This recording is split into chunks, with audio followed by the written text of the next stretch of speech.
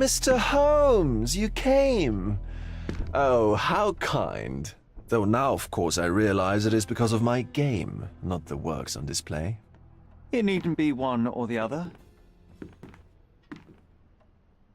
Your man's disguise was easily debunked, Mr. Vogel, but I shall admit that you planted in me the seed of curiosity. Ah, terrific. I had no doubt you'd put the pieces together.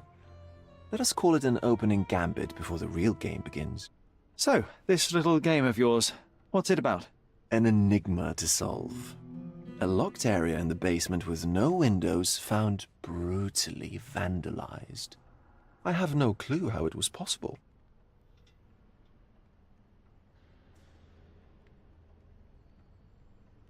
And this locked area downstairs, what exactly was it?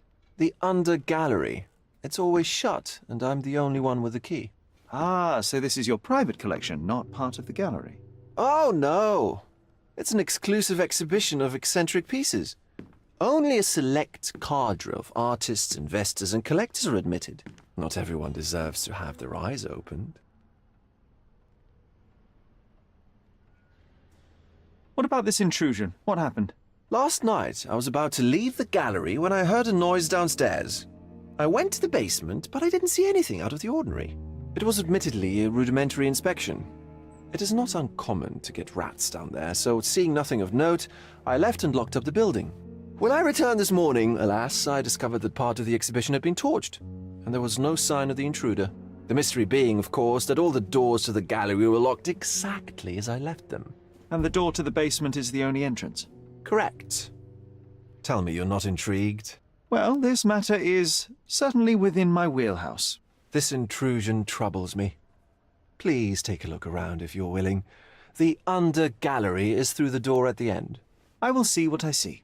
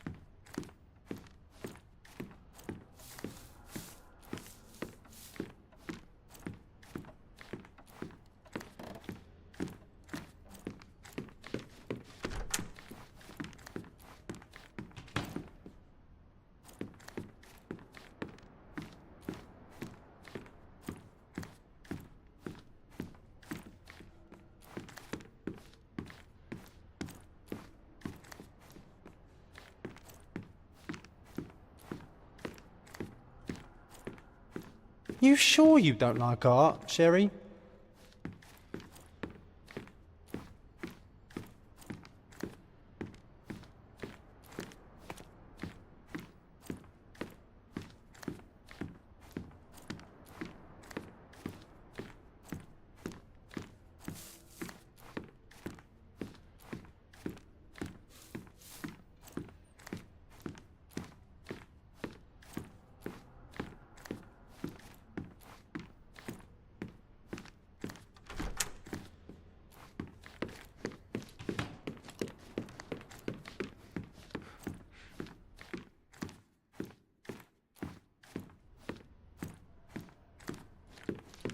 Back home, we've got a taxidermist. He's gonna have a heart attack when he sees what I bring him.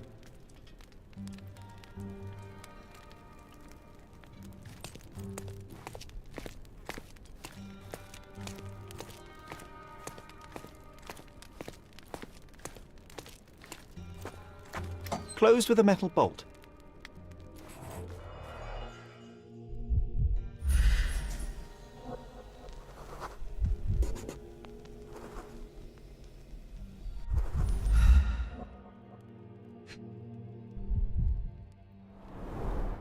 Footprints.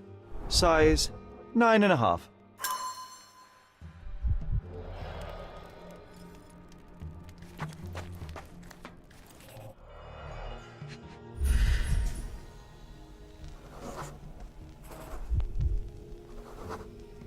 The left step's length is shorter than the right.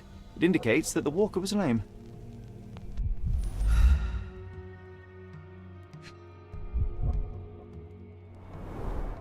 Old, and hasn't been used for a long time.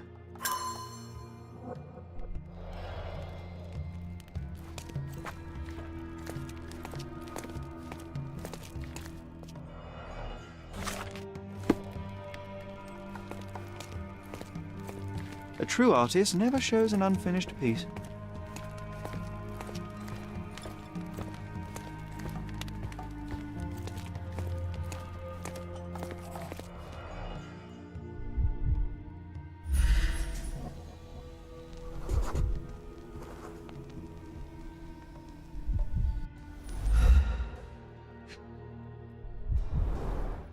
Sherry, how about some company in that dreary chamber of yours?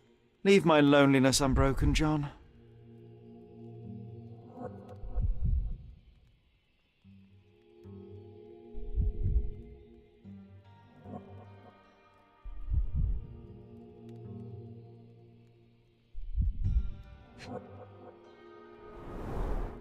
A handprint of the thing from another world. But it looks fresh, and its coal origin ruins the effect of the extra mundane.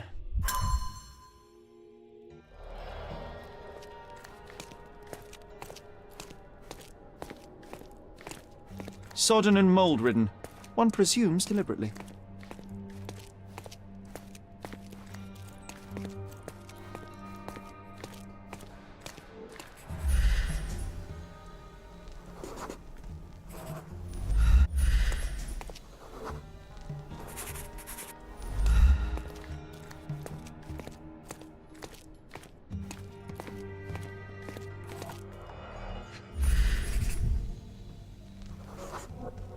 Ugh, sheer vandalism.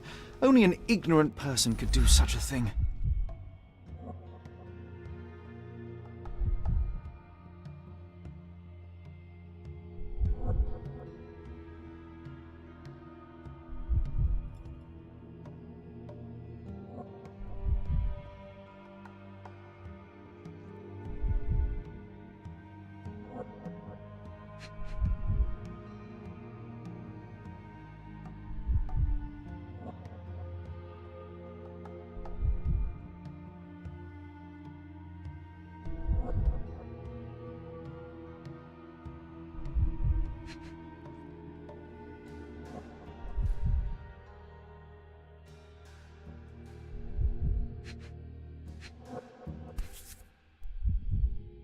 A Malpal butt.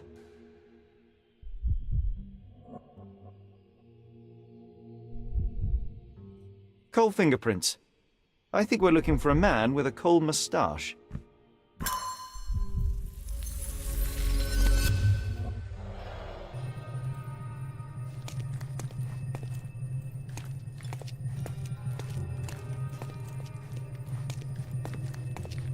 The parasites of creativity. Or just a reflection of the artist's recreational interests. Saturn devouring his son. Oh, grim composition. Unflinching in its ferocity, yet somehow beautiful.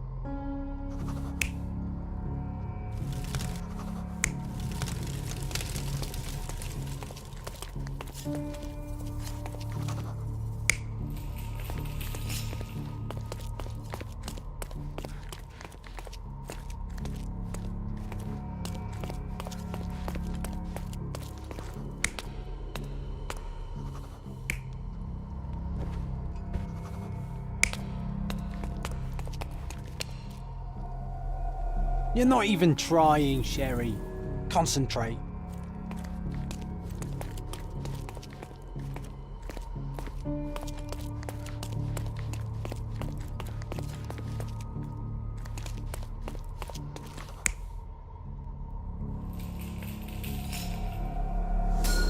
The intruder entered the basement through the coal chute. He used a magnet to open the hatch bolt. He accidentally pushed a shovel to the floor. Vogel heard the noise. At the sound of his approaching footsteps, the intruder hid inside the coffin. When Vogel entered the basement, he failed to notice anything strange and left without properly checking. The intruder waited until Vogel had left the caravanserai before burning the paintings in Wilde's room, but the vandalism was a cover for the theft.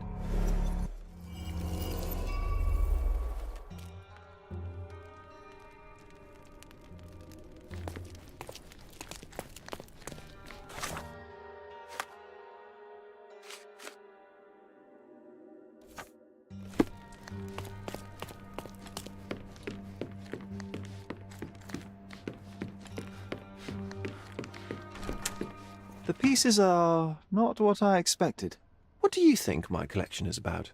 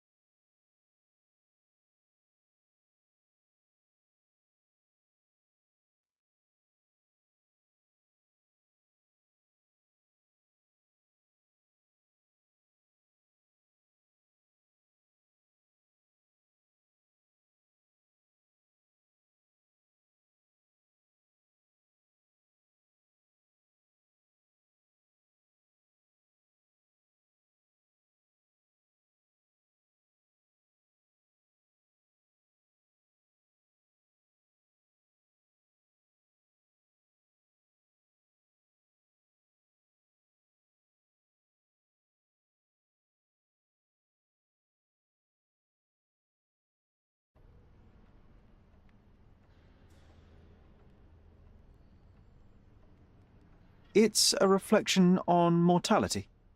Nothing lasts forever, no beauty sustains itself, and everything succumbs to darkness. Am I right? I don't know. Well, that's absurd. Of course you know. It's your gallery. There is no one answer, no singular truth, but many, filtered through the subjective mind. That forgetting, embellishing, lying machine. Besides, what's wrong with a lie if it makes life more interesting? What's wrong with a lie? It corrupts the ability of others to behave freely and rationally. Men never act freely and rationally anyway. It matters not what is or isn't in the end. The only important thing is how you feel. And I simply want to feel and consume as much as I can. Don't you? Feelings are simply one's animal ancestry trying to wrest back control of the brain. I try to avoid the distraction. You try not to feel, even in a place like this? None of it moves you? To be frank, I struggle to maintain even a whit of interest in art. But, Mr. Holmes, it is joy incarnate, mankind's greatest achievement. Mankind's highest achievement above all others is objective and rational thought. I see then why you dislike art, for it means whatever you want it to. Or perhaps, Mr. Vogel, I was lying. Aha.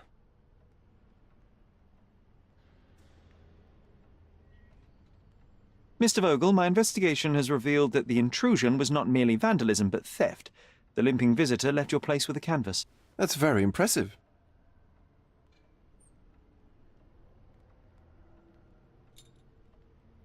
This thief was familiar with the gallery and he was sporting a limp.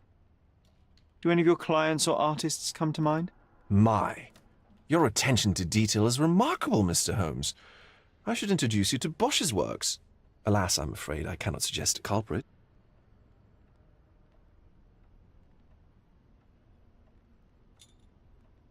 The intruder entered the basement through the coal chute. He used a magnet to open the latch and dislodged the shovel while doing so. That's the noise you heard yesterday. When you went downstairs to investigate, He hid in the coffin.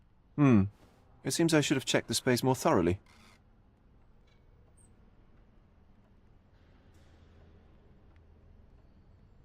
The fire was a clever attempt to hide a stolen painting, even if it didn't fool me. I found the remnants of an empty frame in the pile of ashes. The canvas had been removed. Do you know which paintings in the Wild Room may have interested a thief?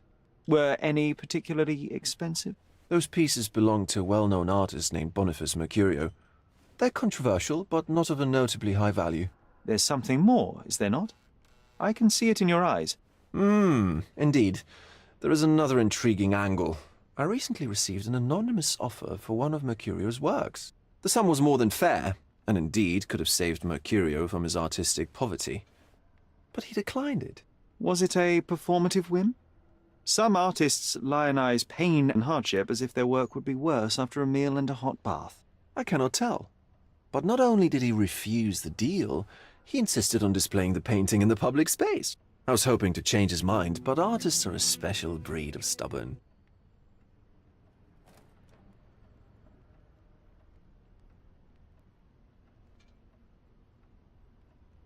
What was depicted in the piece?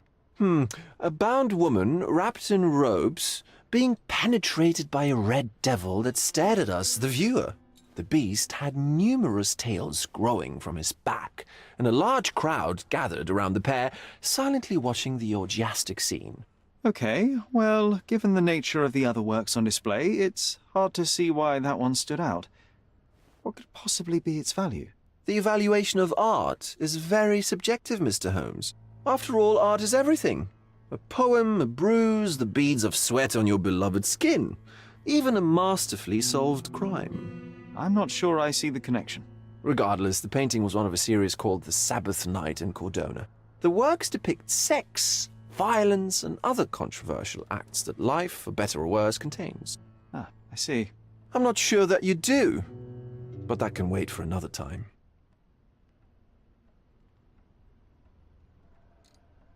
So where can I find Boniface Mercurio? I know he lives somewhere in Old City, but couldn't be more specific. He's a prominent figure, so finding him shouldn't be a problem. Well, I believe I have enough to begin. Thank you, Mr. Vogel.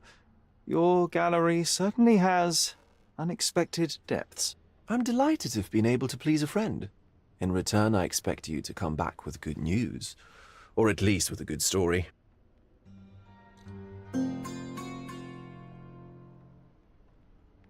I think I'll leave the exhibition in its current state for a while.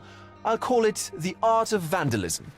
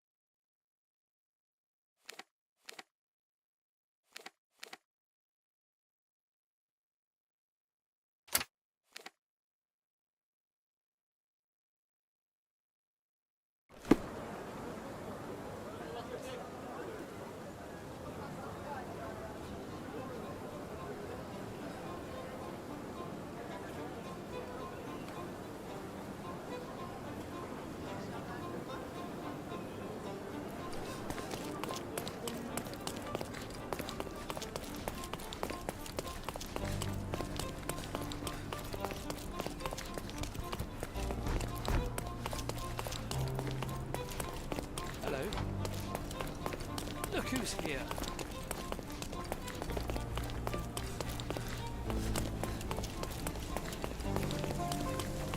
Extra, extra!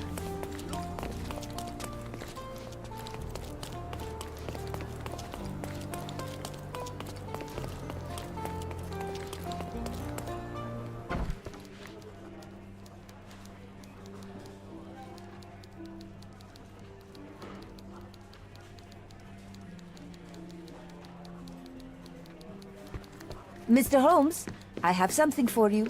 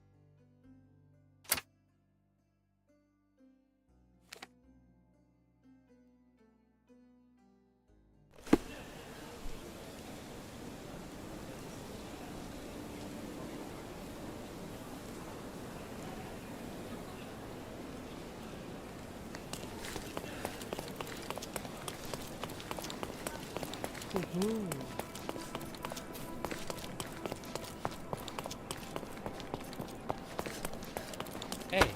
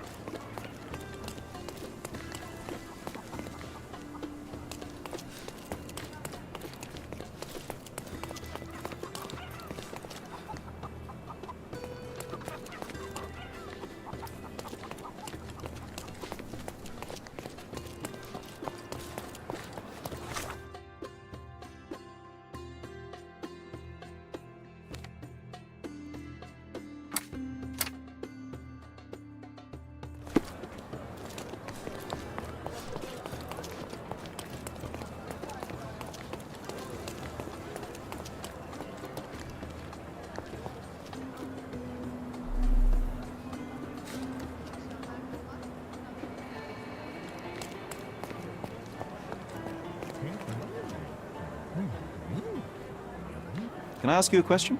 You street folks should be illegal.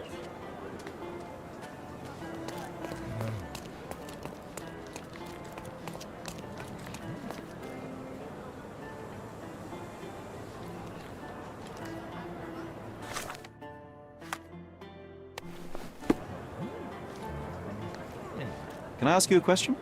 You shouldn't have left your mansion. You won't get any answers from me.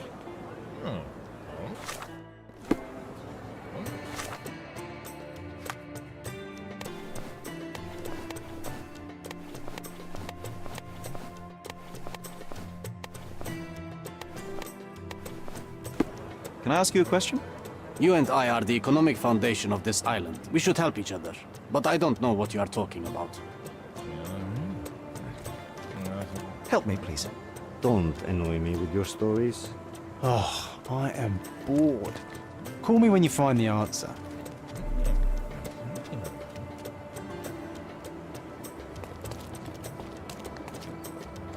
Excuse me, just one question. Excuse my ignorance, but I have no idea.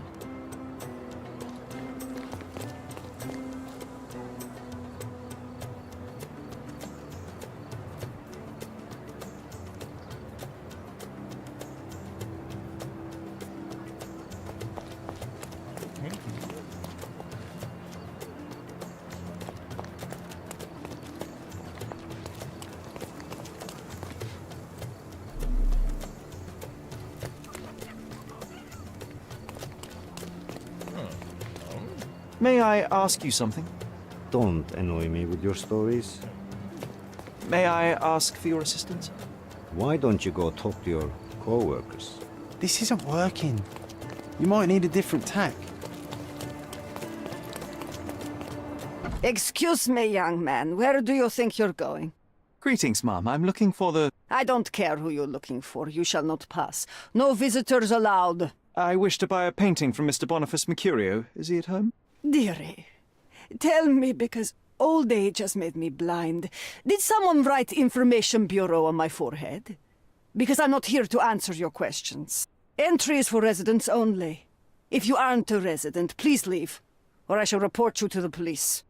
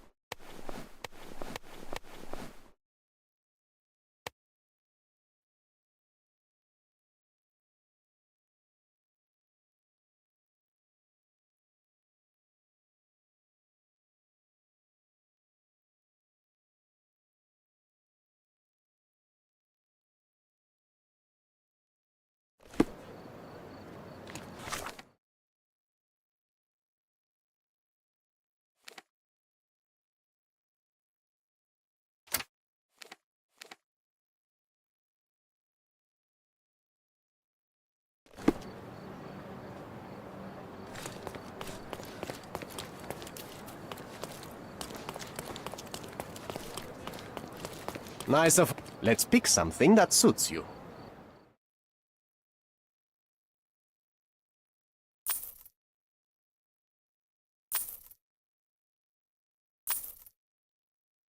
A good choice.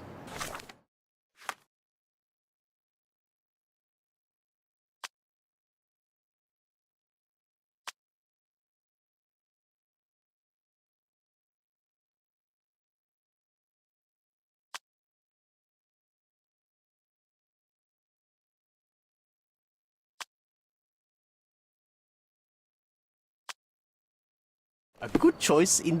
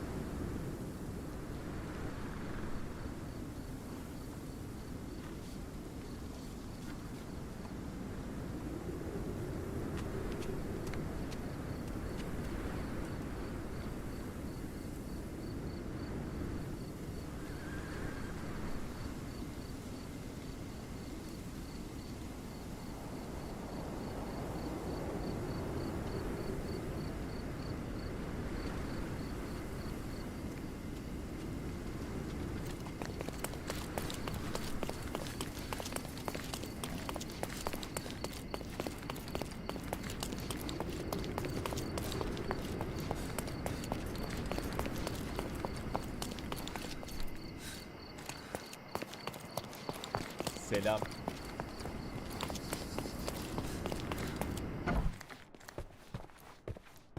Boniface, sweetie. Is that you? Ah, old age does terrible things to one's sight. I didn't recognize you at first. How are you, Mum? I'm ashamed to admit that I've lost my key. Do you have a spare? For heaven's sake! How many times will you lose that key of yours? Of course I have a spare. You artists all live in your own little world. Please, accept my thanks. I would rather accept your rent. You promised to pay me several weeks ago, and I'm still waiting. I will pay you, I promise, very soon. You'd better do, my dear. Or else I'll just change the lock. And I won't fall for those cow eyes.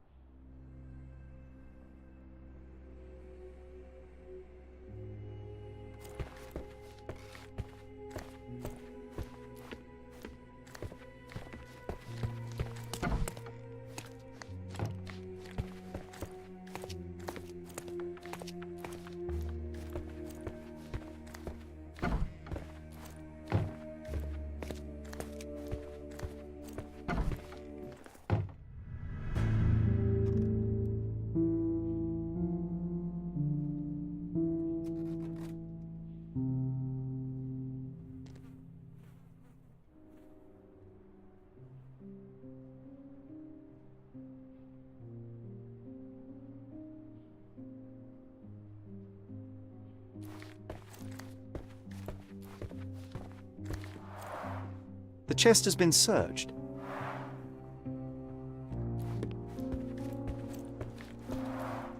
Red skin, tails on the back, reminds me of Werder's description of the stolen painting.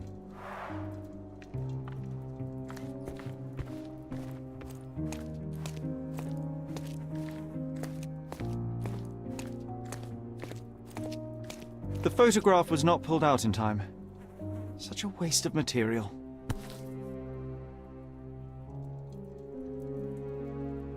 Look at this, John. Isn't it our stolen demon?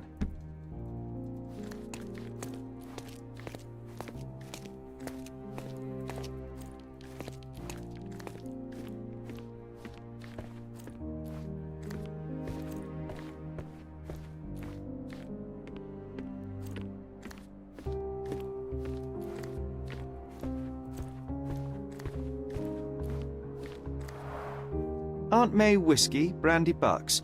Quite a collection he had here.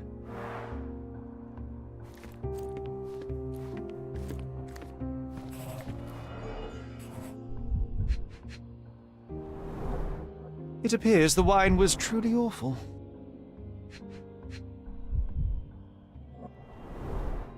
I wonder where he got that fancy camera.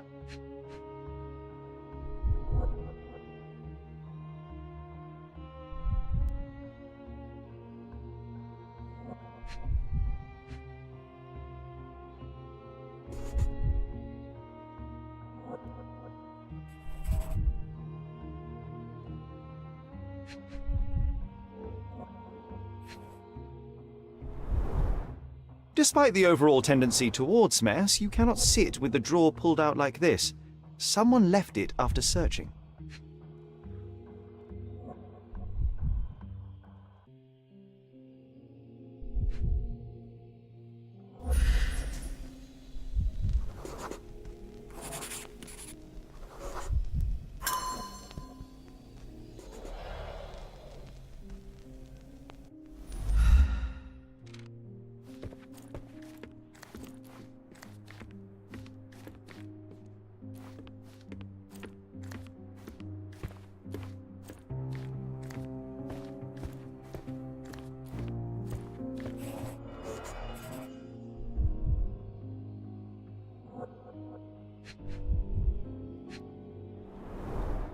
The wound is precise. It was inflicted by a razor or a knife.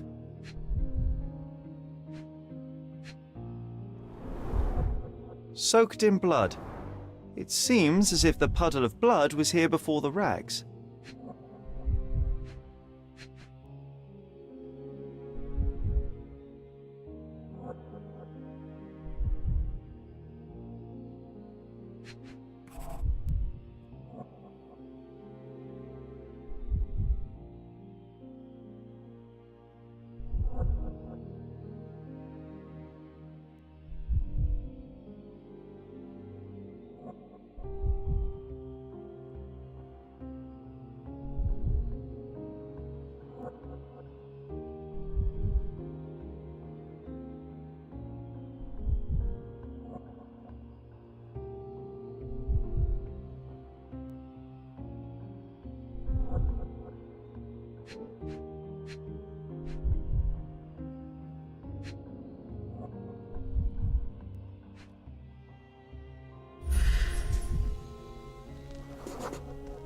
Judging by post-mortem rigidity, the body lay here for 1 or 2 days.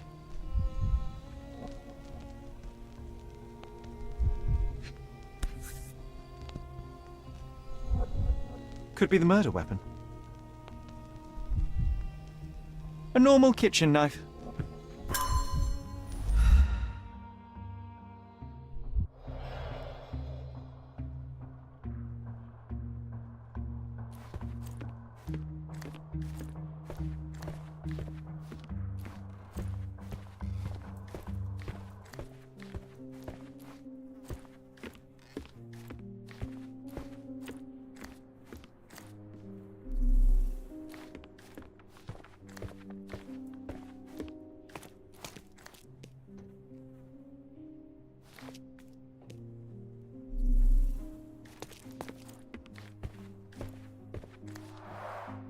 The blood has dried.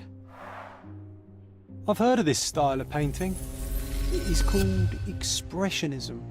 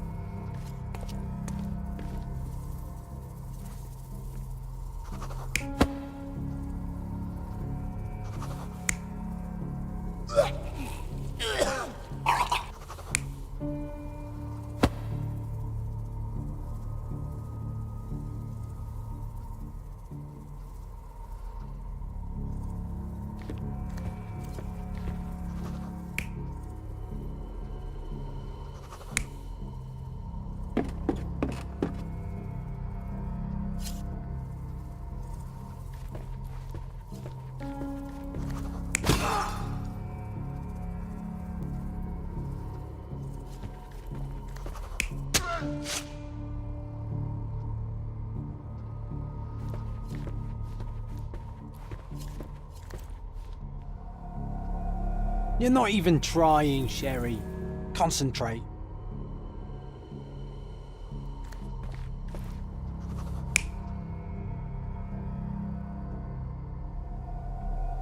You're not even trying, Sherry. Concentrate.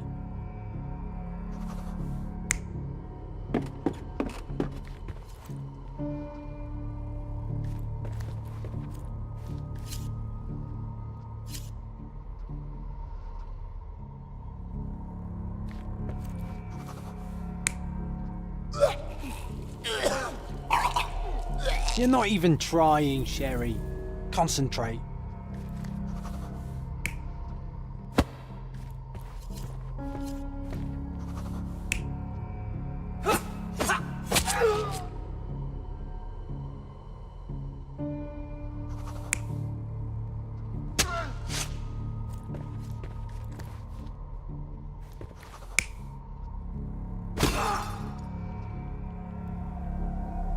You're not even trying, Sherry. Concentrate.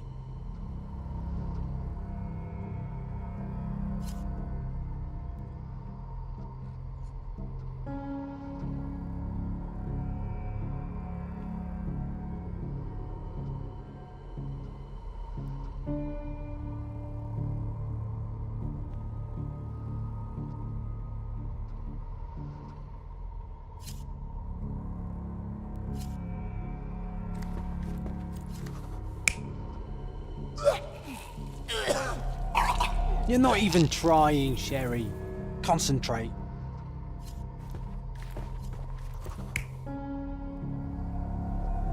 You're not even trying, Sherry. Concentrate.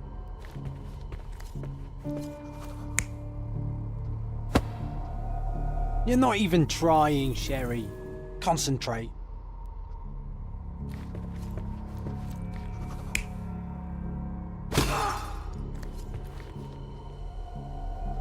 You're not even trying, Sherry. Concentrate.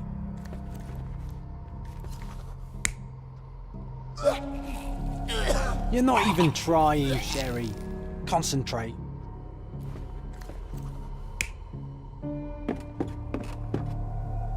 You're not even trying, Sherry. Concentrate.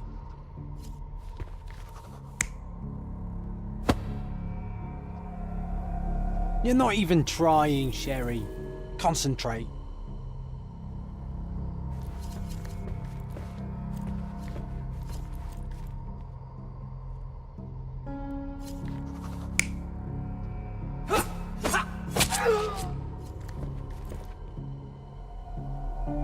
You're not even trying, Sherry.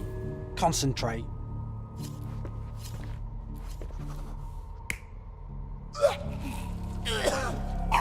Mercurio was developing photographs when the intruder snuck in. Mercurio heard him coming. While the thief was searching the chest, the painter ran towards him with a bottle in his hand. He smashed it across the thief's head. The intruder had no choice but to defend himself, and the weapon of opportunity happened to be a kitchen knife. Mercurio stepped aside to grab the painting, but the wine-blinded thief attacked Mercurio's throat. When the thief came to his senses, he saw Mercurio bleeding on the floor. He grabbed the rags and tried to bandage him, but it was too late. Why did Mercurio attempt to snatch the painting in the middle of a fight? To strike the intruder? Not with his painting, it was too important to him.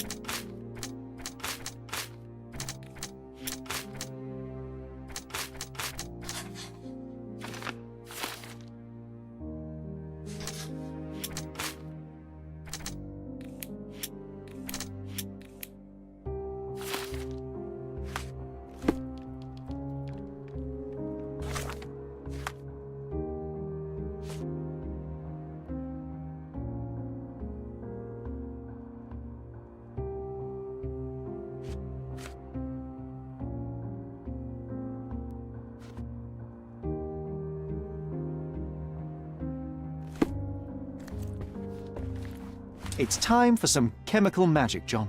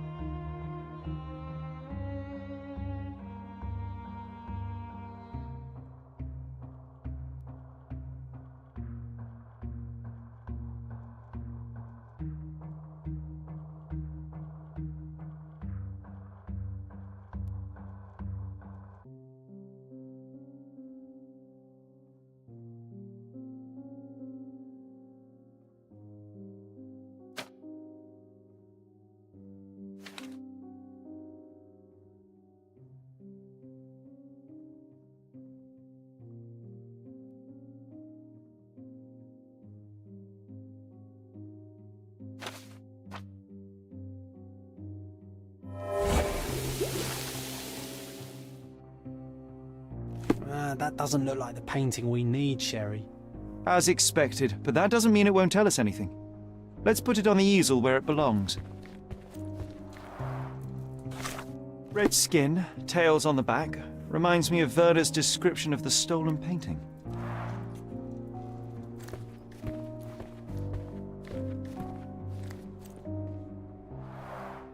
I guess this is his most ordinary painting. Spot the two differences, John?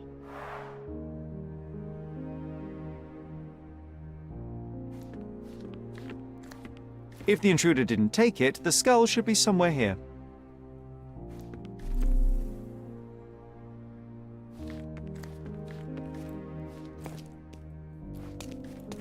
The photograph was not pulled out in time. Such a waste of material.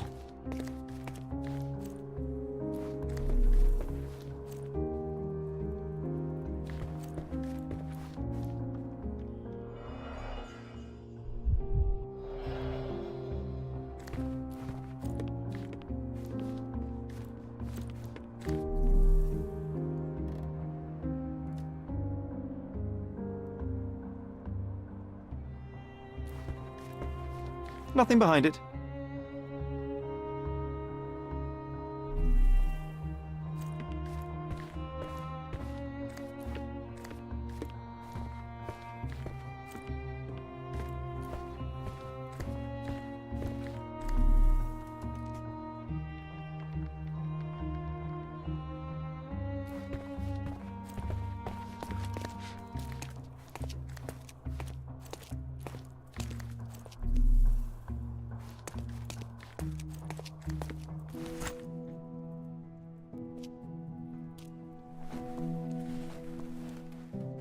Monster was actually a man. Poor girl. John, you ought to be thrilled. We are now hunting the devil himself. What were you saying, Sherry? I was too busy sketching the scene, you know, crimes and such like, daily routine. Did you find something? A photograph. It depicts a man in a red suit with tails sprouting from his back and multiple people in masks watching the scene. It all adds up. But the act of love, it wasn't given willingly, John. It was a violation. And the girl, she was with child. Give that to me now. Did you recognize someone? No. Although the victim is not from Cordona, she is African. Look at the ritual scars on her face. Get that image out of your brain. You have to continue the investigation. I must speak to the landlady. Perhaps she saw or heard something. Sherry, you cannot tell her the truth about Mercurio. It will hurt her. John, that's illogical. Sooner or later, she will come here and discover a corpse, and I still need to talk to her. Just avoid mentioning corpse, all right? Stick to the character, tell her to call the police. I'll take that into account. And wait here. I've redrawn the people in the photograph. Now you can proceed with your investigation without those horrific details.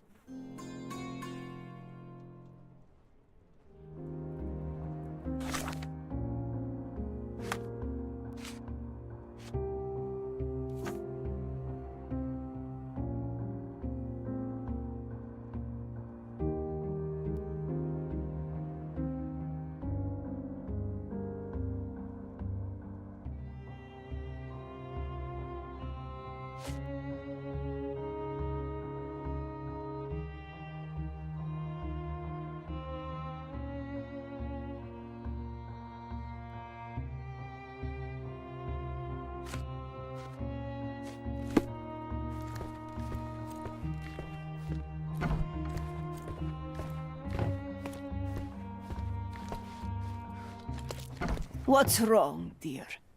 You look like you've seen a ghost.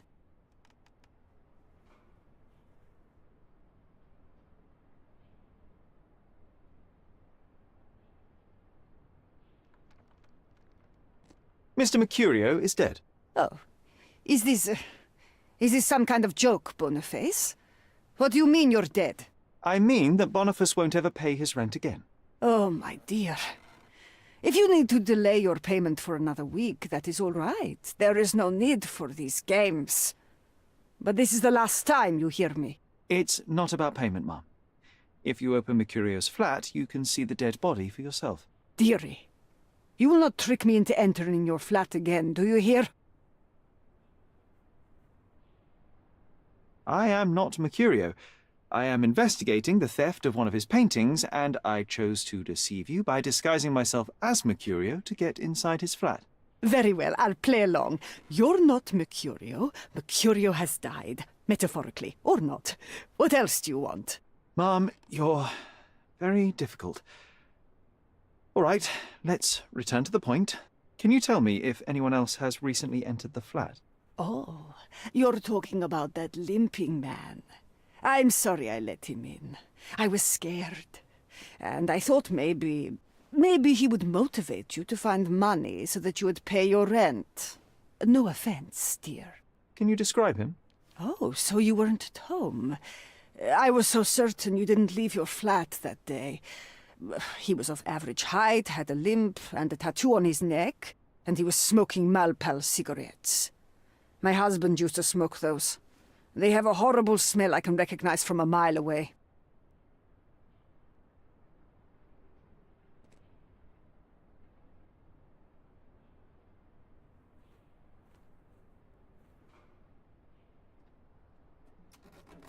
Can I ask a favor?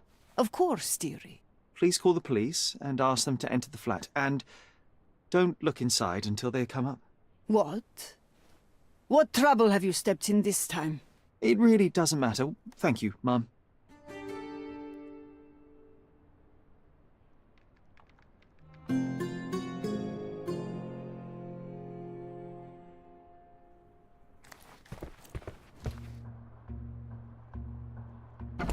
Phew, Sherry, that was close.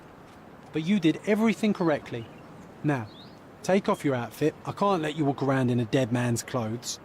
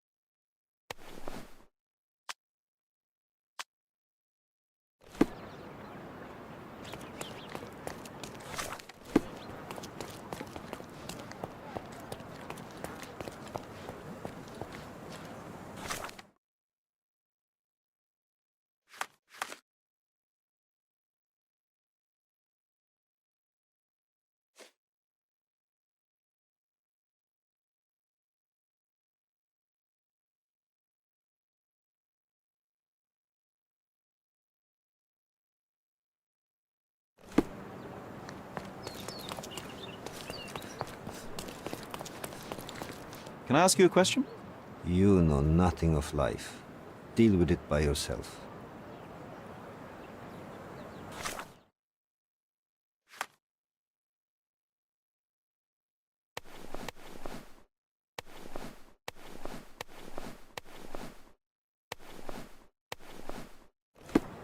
Is this familiar to you? I am too tired for your questions. Can I ask you a question? You have a job, so why don't you go back to it instead of bothering me? Time to check your who, what, and what.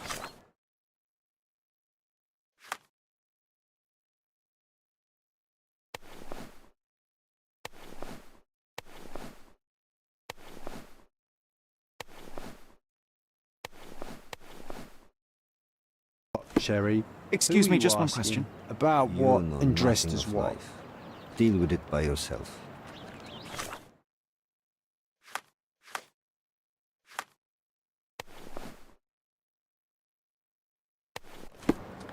Do you know anything about this?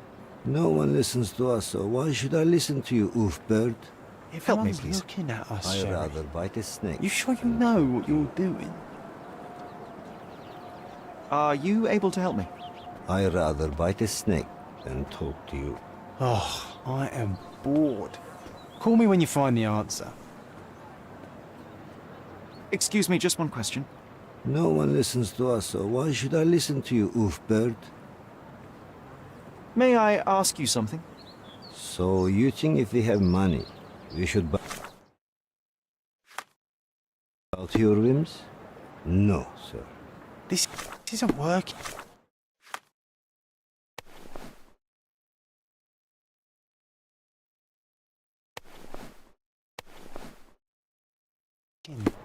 Excuse me, just one question. Tack.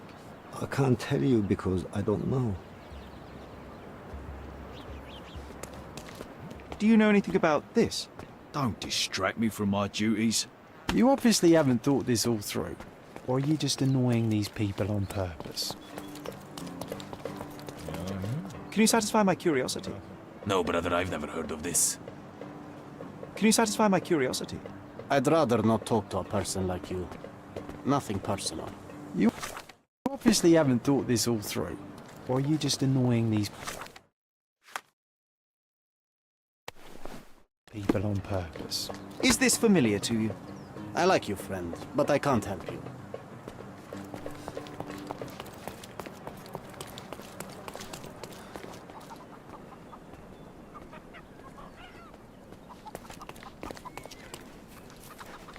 Not bad. Do you know anything about this? Don't annoy me with your stories. Everyone's looking at us, Sherry. You sure you...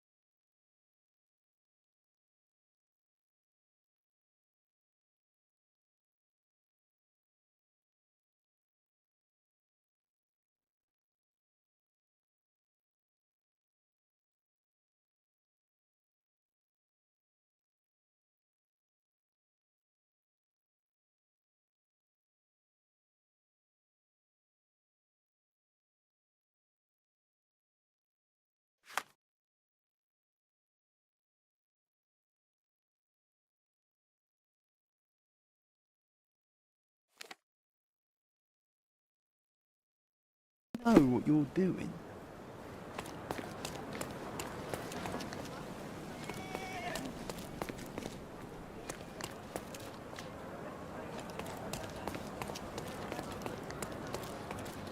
مرحبا.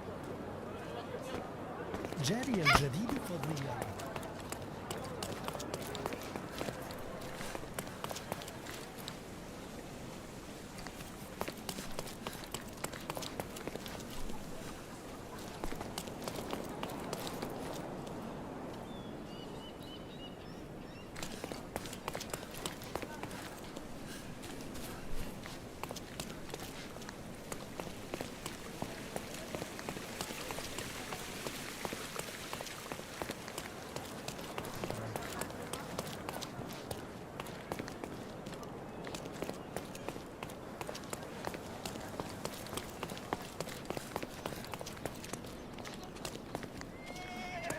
May I ask for your assistance? Oh, I've heard talk.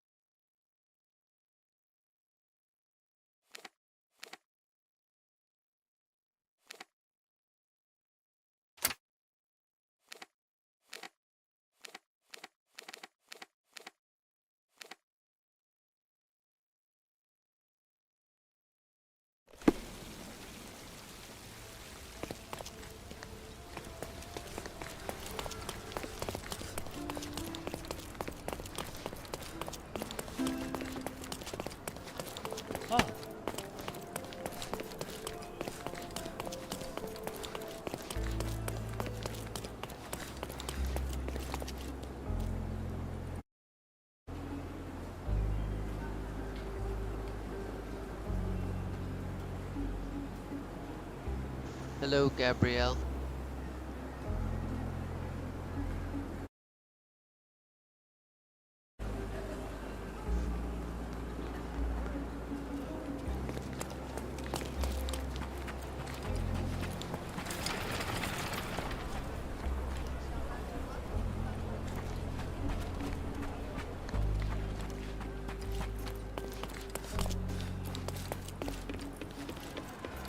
Beasts!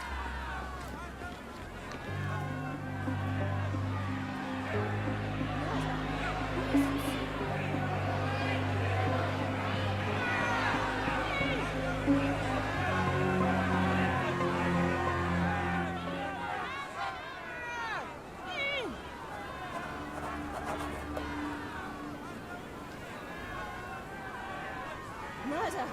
Beasts!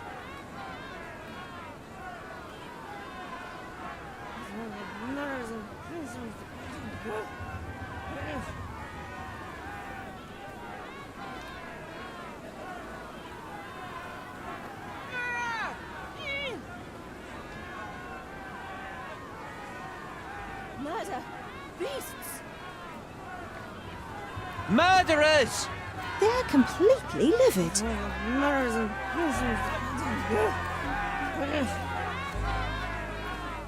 Where do you think you're going? Speak with the chief.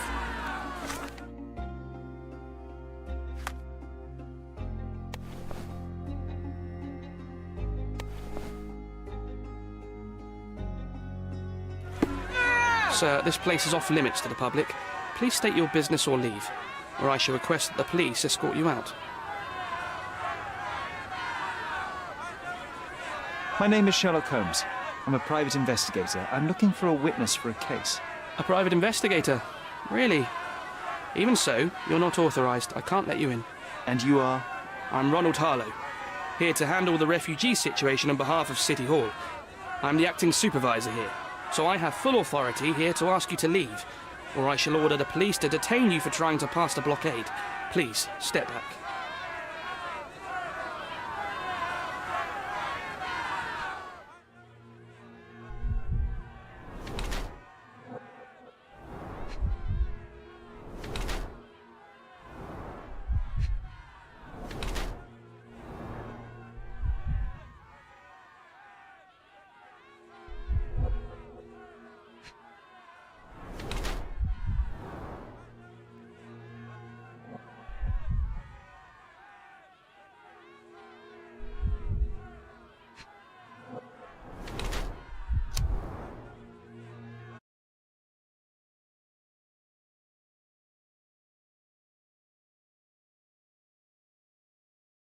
Yes, thank you for that, Gabrielle.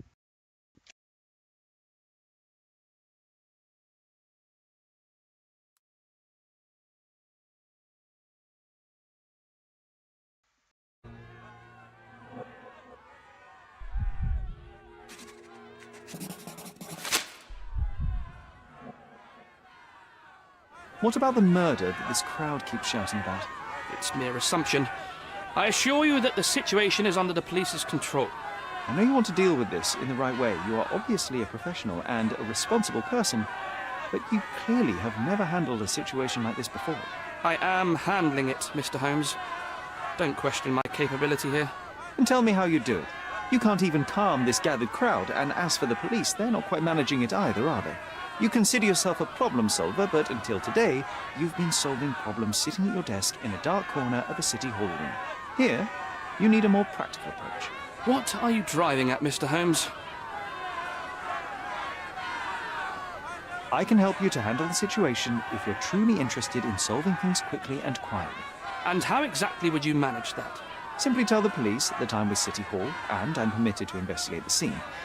I'll work out the rest, but in return I need your help finding my witness.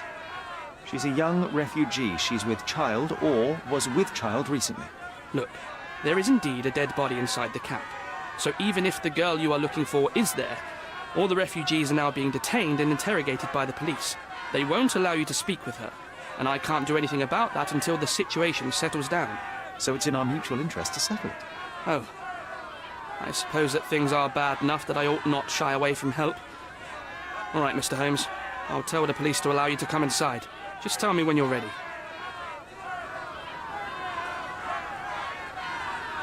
Mr. Harlow, what exactly do you do here? What are your responsibilities? What I do and what I am responsible for are two different realities, Mr. Holmes. On paper, I am in charge of the camp territory, security, provision, and the refugees in general. What I actually do most of the time is knock on every City Hall door trying to obtain some funding, or at least rations for the camp. The police here on City Hall's behalf too? They are, minus those who came here after the body was found. The governor won't let the refugees disperse into the island, so there's a significant police presence guarding the camp. Naturally, they answer directly to the police. I have some influence here, but I'm not their direct authority. Mr. Harlow, how did the refugees end up here exactly? Oh, so you're not from around here yourself? I've been away for some time, but I read the papers. Yes, this whole story has been in the papers for almost a year now. They were smuggled to Cordona on a ship from Africa. Smuggled? Then why didn't you deport them? The smugglers managed to sneak them to shore and hide them inside an abandoned warehouse. When the police raided the warehouse and found the refugees there, the ship was already gone. We aren't even certain as to which ship it was. We have busy shipping routes with other colonies these days, you see. So you decided to lock them up under a bridge? There was no other option. We're still trying to work out what to do with them. I only hope we'll find a humane solution and not put them on a raft and float them out to sea. I'm ready to take a look at the scene. All right. Go inside the camp and find Inspector Ch1. He's the officer investigating the scene. Tell him I sent you. Say you're an independent expert from City Hall. He'll fill in the details for you. I'll find my way with words. Thank you, Mr. Harlow. Murder! Beasts!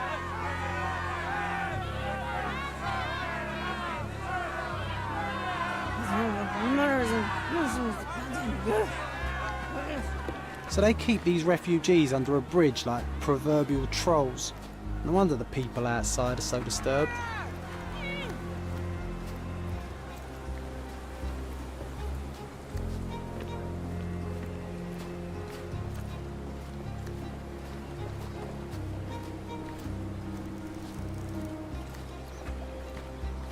Who the hell are you? How did you get in here? Mr. Ronald Harlow let me in, sir. I'm Sherlock Holmes, a surveyor of refugee affairs with City Hall. You're Inspector Tewkesbury, I presume? A surveyor? What does that even mean? In short, I've been sent to conduct an extensive report on the incident for the Colonial Office and to assess all the damage inflicted on state property. Got it. Another paperworm sent to count money and get food for archive mold. Go on, look around, but don't make yourself too at home. As if I didn't have enough problems before you appeared. Could you first tell me what happened here? What happened? People from the bridge above the camp heard a woman screaming and saw a mass of refugees attacking a man. Clearly not a refugee. When the camp guards came by, the man was floating in the sewage canal with a knife in his chest. Bam. A murder. Big news for Cordona. I'm sure. Thank you, Inspector. And none of the refugees were harmed? One fellow was cut. He's lying over there near their kitchen. He's in a bad way. You mentioned a woman screaming who attracted the bypassers on the bridge. Was she harmed? No, she's all right, but perhaps the whole debacle started because of her. She started wailing and the refugees stood up for the girl. And where is this young woman now? Back there in the shacks, same as the rest of the refugees. She's been questioned by my men, but she's just some refugee girl. Can't understand much English. Do you have any suspects yet? You're joking, right? I've got a whole camp full of suspects. And if you ask me, this bloke had it coming. Better bury him and forget about the whole thing. And now there's a crowd gathered at the camp, and my superiors say we must thoroughly interrogate the refugees. At least those who can understand any English. Do you believe that your superiors wish to get rid of the refugees? I think that both our superiors would rather keep the story quiet. Since that's an unaffordable luxury now, they're looking how to protect their public image. That's why I have to waste my time waiting for my people to turn every stone and befriend every refugee. Did you learn anything about the dead man? The fellow looks like a thug. I've had dozens like him fished out of the sea over the past 20 years. Ever since these refugees arrived, there have been people on Cordona with bad blood in them. My best bet is that this thug had something against them too. And no clue as to his identity? He had some items on his body, but nothing to indicate who he was or where he was from. I think I should catalogue his possessions in my records. Go on. They're on the table near the body.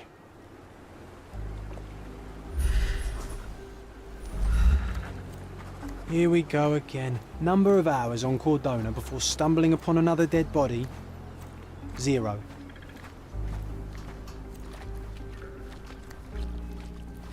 If they find out about the passage...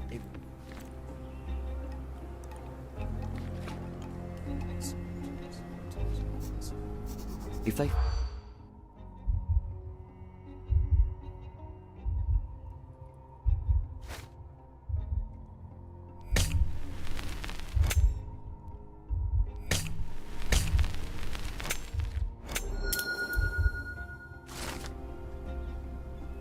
Nobody will know anything if you keep your bloody mouth shut.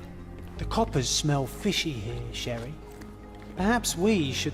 Sherry, just look at this. Living quarters in a sewer. What kind of a genius bureaucrat came up with this idea?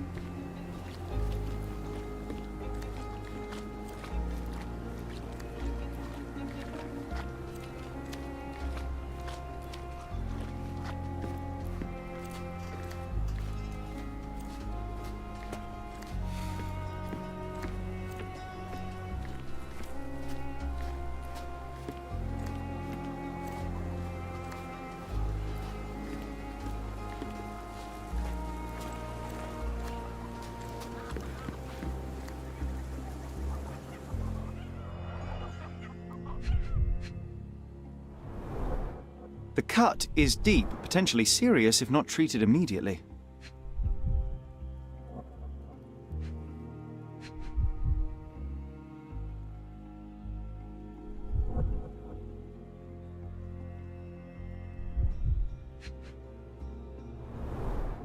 He is in shock, feverish and dehydrated. Sherry, you know first aid. Surely you have a duty to help this man. You can't leave him to certain death.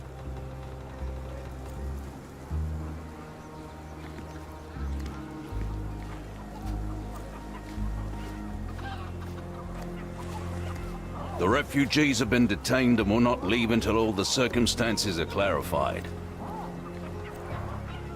Someone was dragged against their will.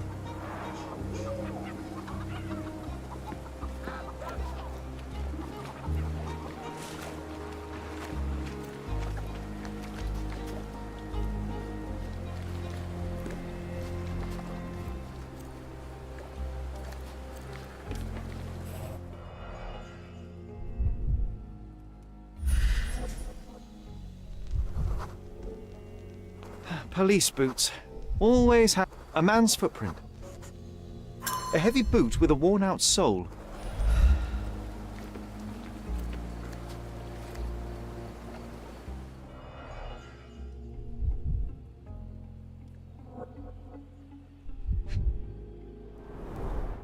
Someone bled profusely here.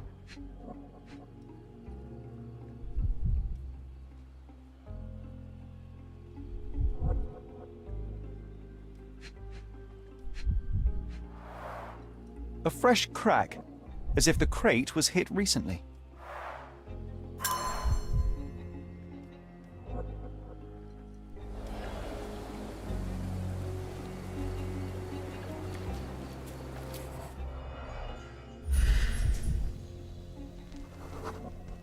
A furrow in the ground. A blood trail leading to or from the canal.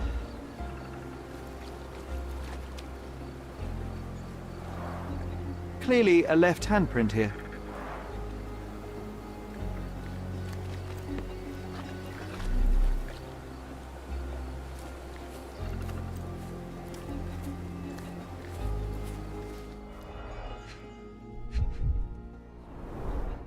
A simple leather sheath.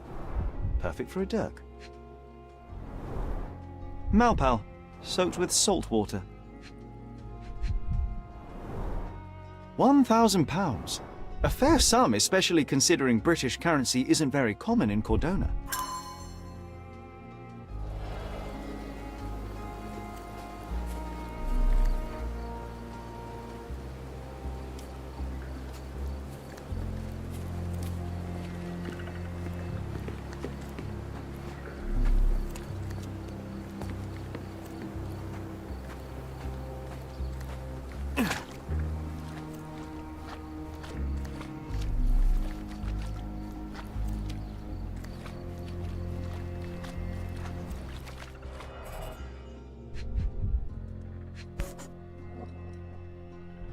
A steel dirk, sharp, a common accessory among sailors and soldiers.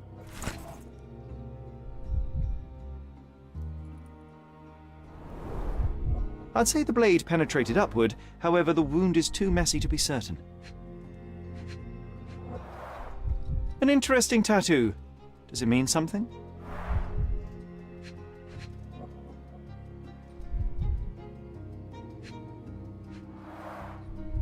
Heavy boots, with one sole far more worn than the other. This man was limping John.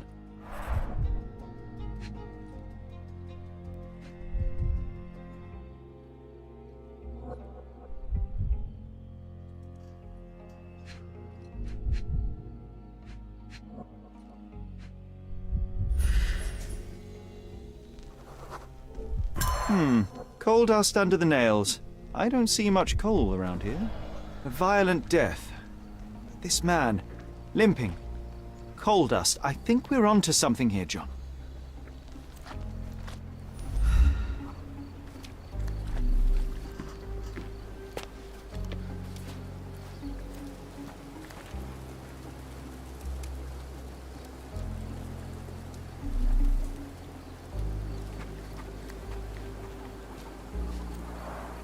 Oh, carnelian agate beads, a traditional African adornment.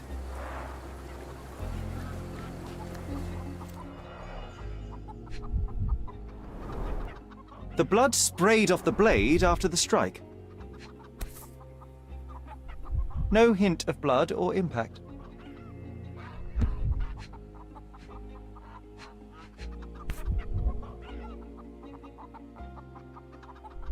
It might have been used as an improvised weapon. You know what? I'd like to understand. What?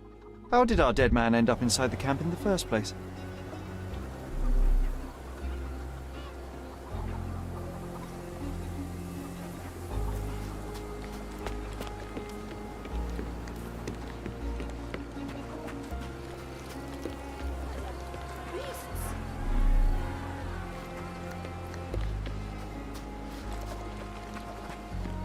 You still here?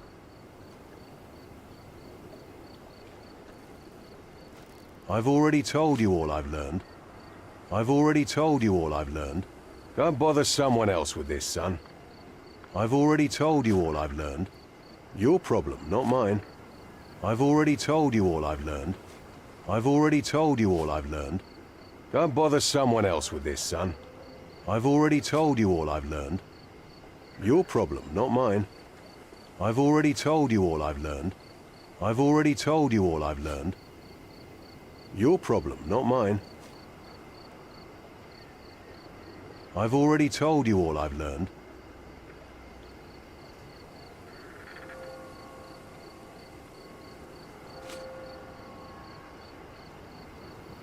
Don't bother someone else with this, son.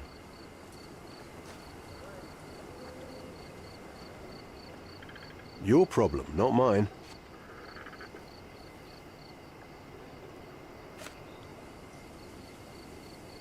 Your problem, not mine. I've already told you all I've learned. Don't bother someone else with this, son. The guards at the sewers were speaking about taking refugees out of the camp. Do you know anything about this, Inspector? Less than you do, obviously. And this doesn't bother you as an officer of the law? I can neither punish them nor put them on the right track, if that's what you're asking. Maybe your friends at City Hall could do something about it, but I seriously doubt that. To be honest, I'm sick and tired of being frowned on for my uniform.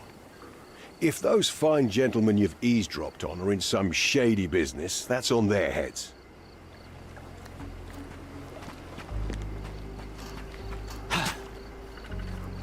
May I ask for your assistance? The law can't help you with that.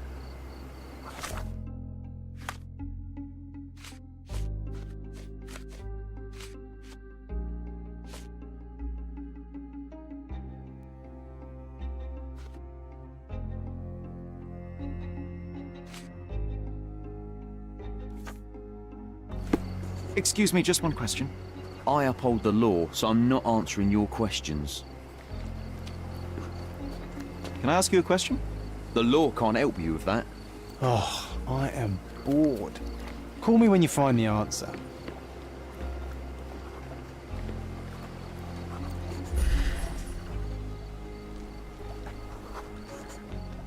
Just washed. Better than nothing to bandage the wound.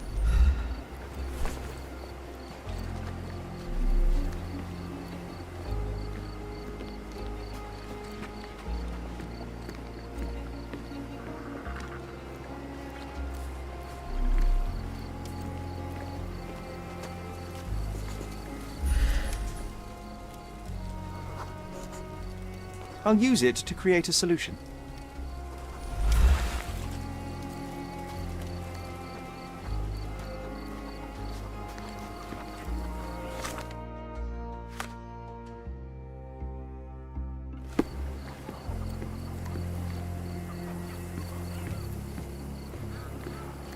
Do you know anything about this? Don't think I can help you, lad.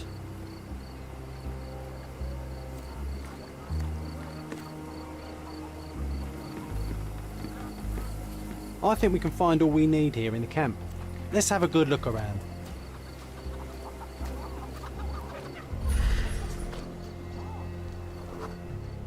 That will kill, not save him.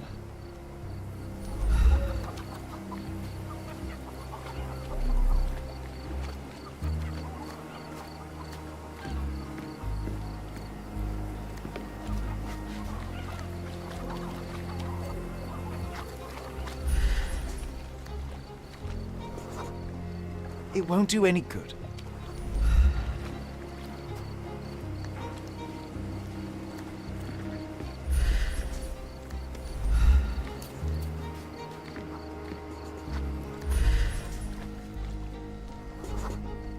I can use this to stop the infection from spreading. I've collated all the ingredients, now to prepare the first aid solution.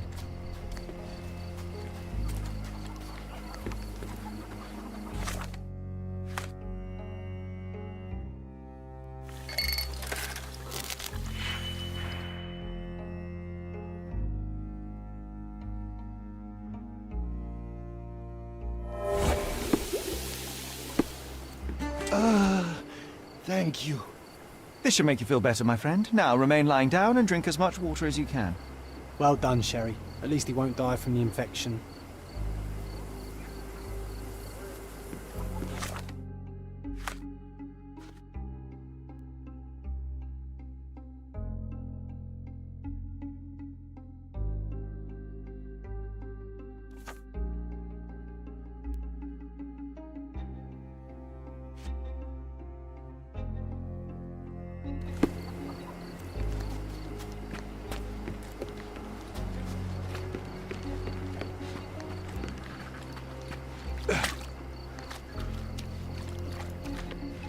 May I ask you something?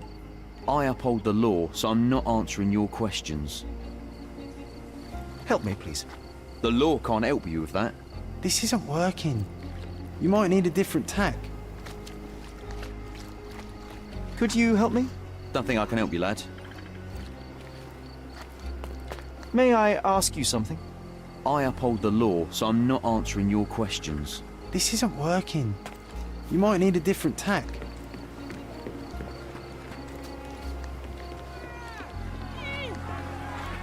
I hope I'm not making a grave mistake in trusting you, Mr. Holmes.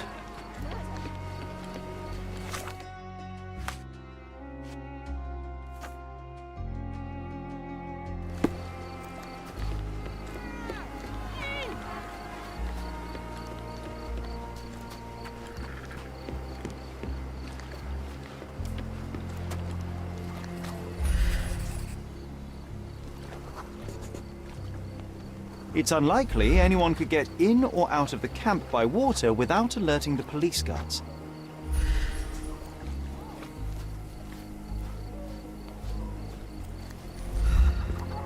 Back off.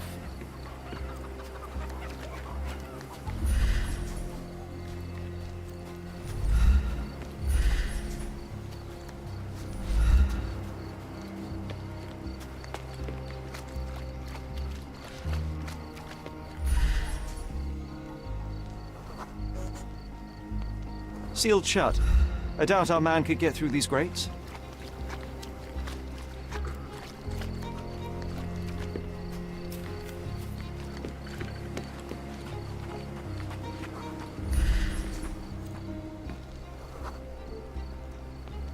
No, it's too short for these walls or cliffs.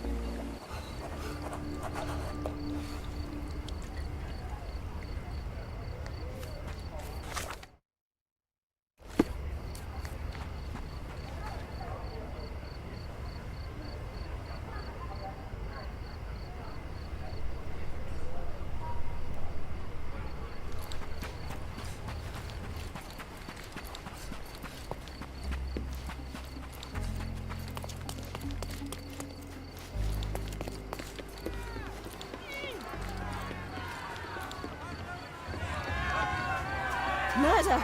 Beasts!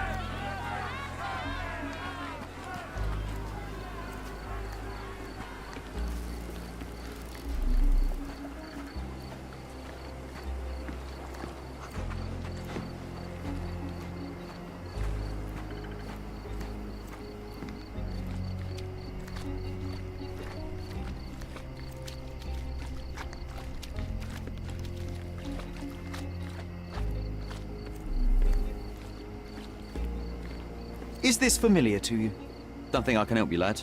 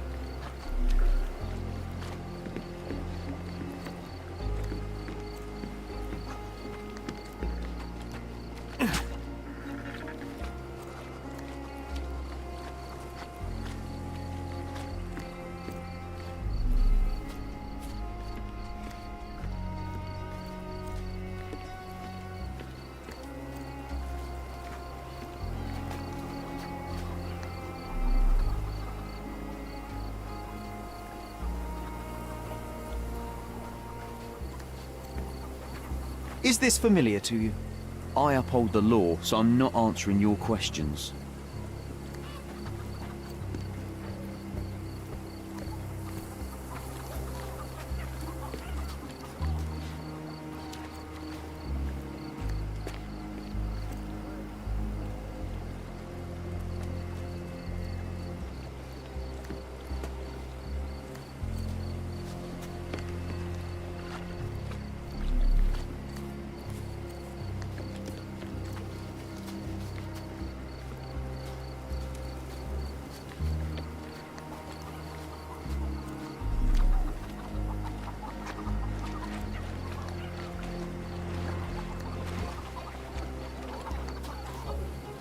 Back off.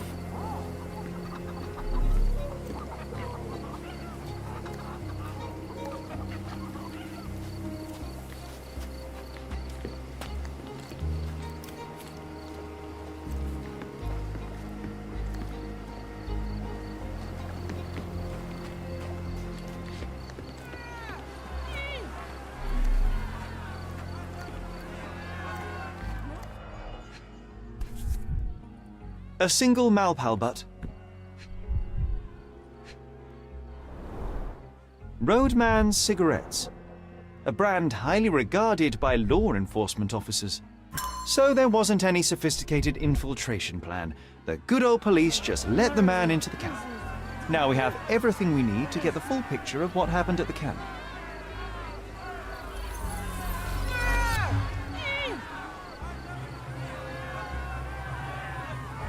Murder! Beasts!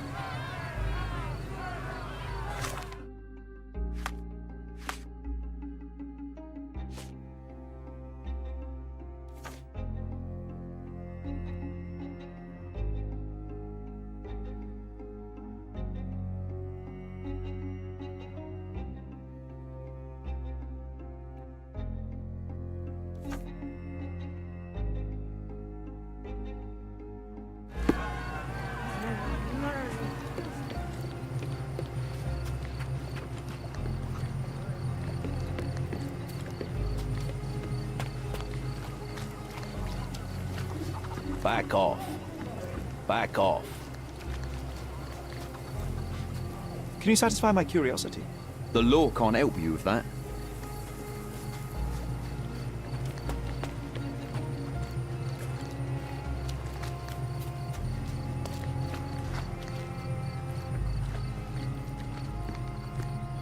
Excuse me, just one question. Don't think I can help you, lad.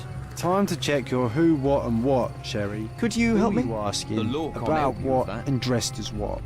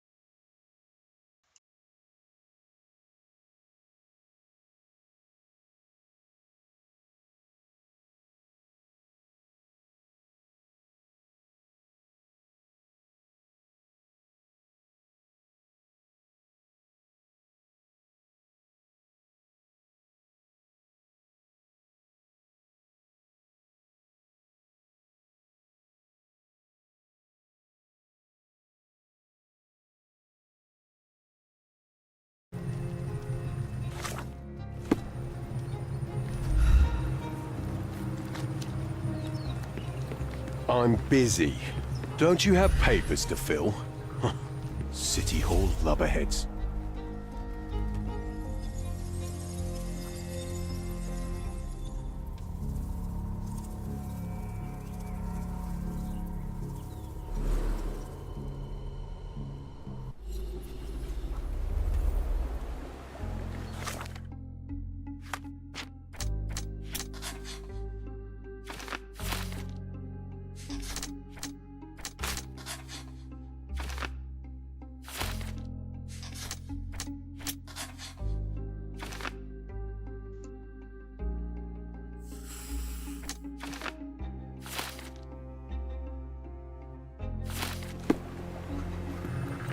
I'm busy. Don't you have papers to fill? City Hall lubberheads.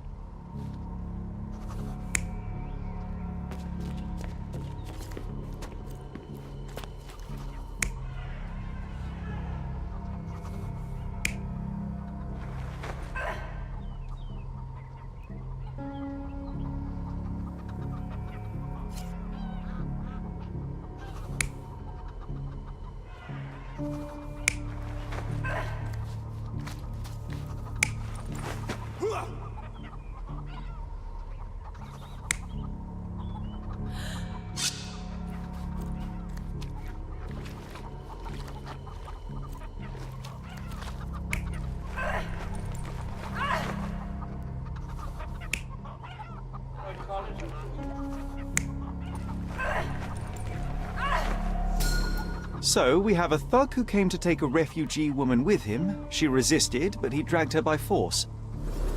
One of the refugees stood in his way, armed with a stick, yet he could do nothing against a cutthroat with a blade. The man didn't anticipate that the other refugees would intervene and stand against him. In the confusion, the woman managed to break free. The thug took fright and fled. He was stopped by the falling crates. He stumbled and fell, piercing his chest with his own blade.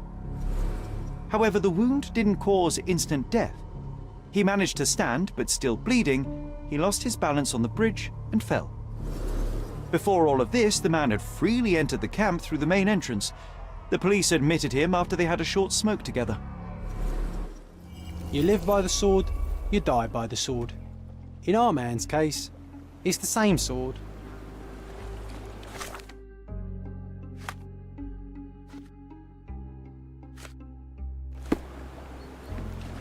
You still here? Inspector, I believe I can aid your investigation. I know who the dead man is and what really happened here. You do? Well, good for you. But I'm afraid I'm not the one you need to share your findings with.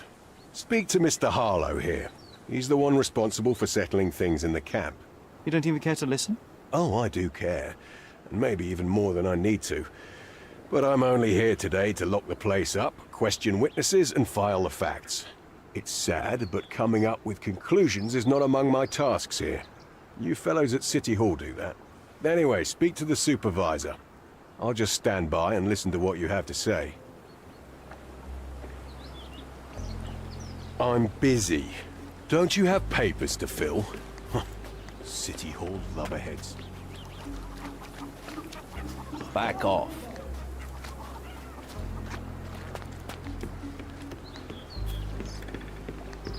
Mr. Harlow, your refugees didn't murder anyone. What? Pray tell me what you've learned. All right, listen carefully. This might solve one problem for you, but will create a few more. Oh, well, that's a great start. The man came to the camp intending to kidnap one of your refugees, a woman. What he didn't expect was that the refugees would stand up to protect the woman. A brawl had broken out. In the chaos of it, the man stumbled over those crates and fell on his own blade. How do you know he fell on his own blade? The wound in his chest was inflicted from an unusual angle. It was not an offensive stab, shall we say. The refugees didn't touch him. And judging by the blood at the scene, The intruder managed to raise himself, but was unable to walk very far. He ultimately fell into the canal. But how did he sneak into the camp? Why didn't the police see him? And this is where your new problems emerge, Mr. Harlow. What do you mean? You're not a dull-witted man. You know what I mean. There is no feasible way to get into the camp without the police guards knowing of it. The pile of mess I had to sort out has just become bigger, but somehow that doesn't surprise me. Anyway, I thank you for your help, Mr. Holmes. I'll take it from here. Meanwhile, I'll make sure the police aren't detaining the refugees any longer. You can go back in and look for your witness. You think one small clock could make any difference in this place? Who knows, John?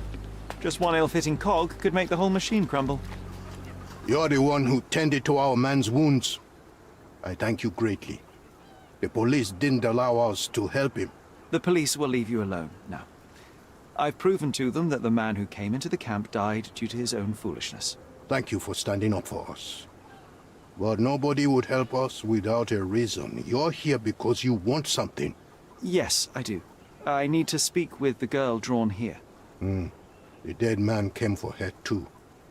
He wanted to take the girl away, but we won't allow her to be hurt again. What do you want from Naylor? Naylor.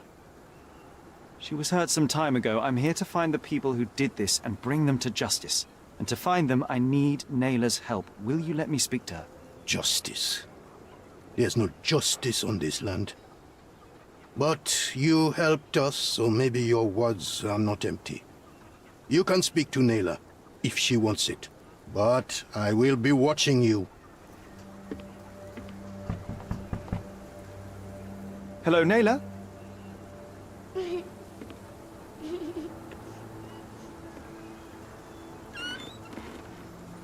My name is Sherlock. I know someone hurt you. I am here to help. I'm trying to find the people involved and bring them to justice. Please. There is a photograph, and I'm sorry, it is terrible, but I simply must ask. Where did this happen? What can you tell me about these people? Christ, Sherlock. Naylor, I'm sorry. I'm not very good at this. You come here for me, but you are rude and cruel and condescending. A cross. The man had this cross. Now go away. Leave us be. I do not need another white man's help. Oh, glad that wasn't me. Not my best work, John, by a long shot. Naylor doesn't want us meddling. I'm starting to wonder what this all achieves. But she helped you anyway. Now we know that maniac's face and the cross he wore, we can still catch him.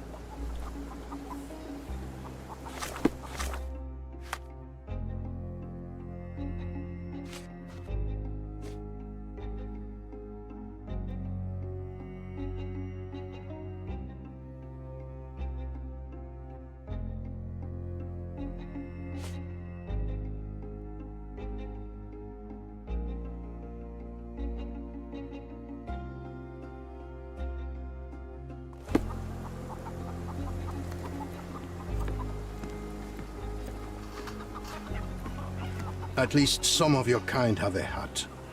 Thank you again.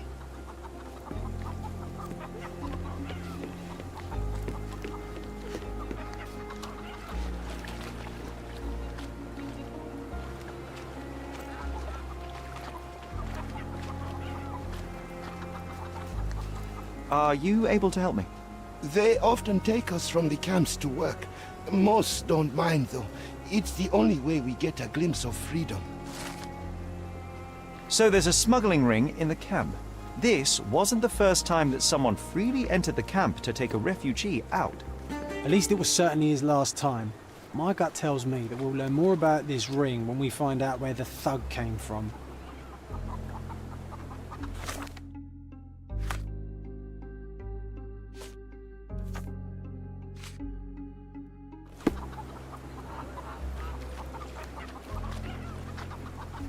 At least some of your kind have a heart.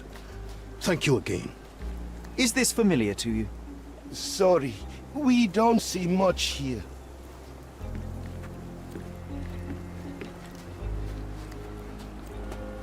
Can you satisfy my curiosity? Sorry. We don't see much here. This isn't working. You might need a different tack. Help me, please. Sorry. We don't see much here.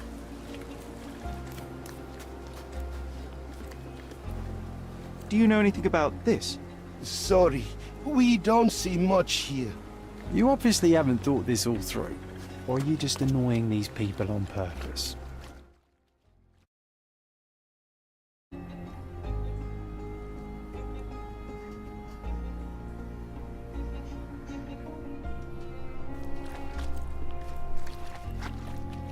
Can you satisfy my curiosity? The law can't help you with that. Excuse me, just one question. Don't think I can help you, lad. This isn't working. You might need a different tack.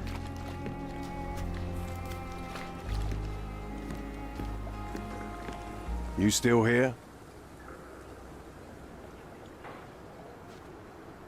The intruder has a most peculiar tattoo on his neck, 2 lines and a point. Do you know anything about it? You really want to know, kid? Why? You want to play a policeman or something? I'm sure you have it in your records, so it won't hurt if I have it in mine. In my records, it's just a tattoo, as it should be in yours. Ah, to hell with you. Suit yourself as to what you're going to do with it. Off the record, though, such tattoos are often connected to a man named Mr. Niccolo Bernadotti. Bernadotti, you say? A respectable businessman in Scaladio. His company imports goods and wines, and smuggles everything that can be smuggled between the colonies and the mainland. His people can be identified by an obscure tattoo, just like the one over there our friend has. But these are all merely rumors, you see. If Mr. Bernadotti was a criminal, he'd be in prison now. Or hanged, right?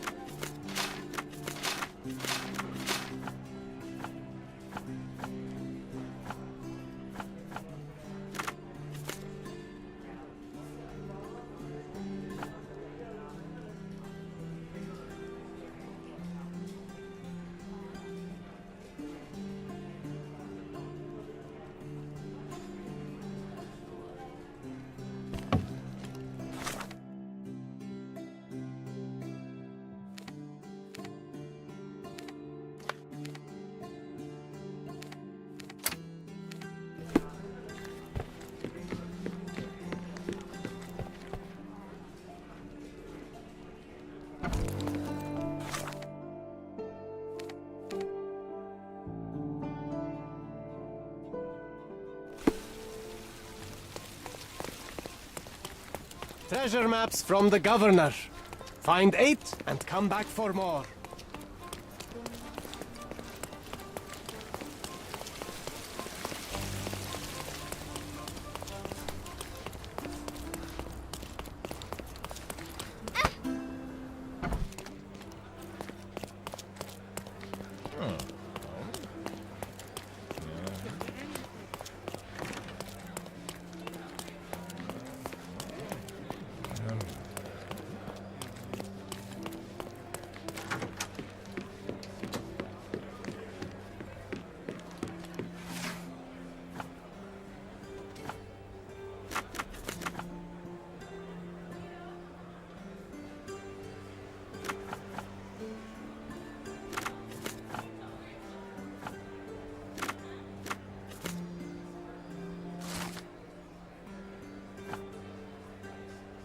What a lovely man this Bernadotte is, eh, Sherry?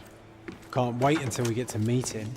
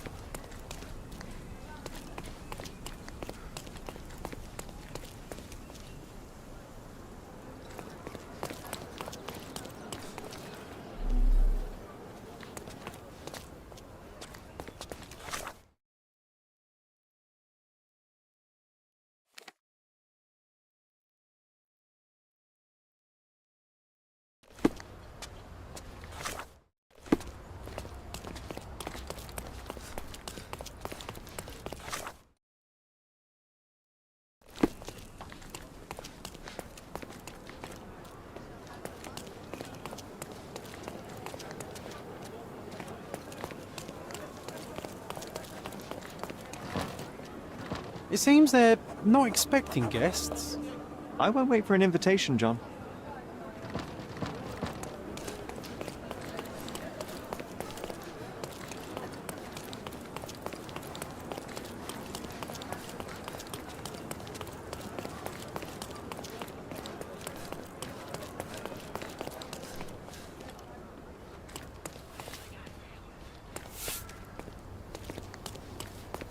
These workers This don't look earthenware like your came a average long way from the Cordova. Staffordshire. They're refugees from the camp.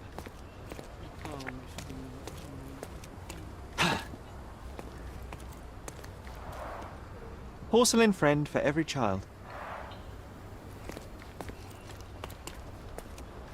Excuse me, just one question. Sorry, we don't see much here. An essential remedy against sea scourge. That's our way in, Sherry.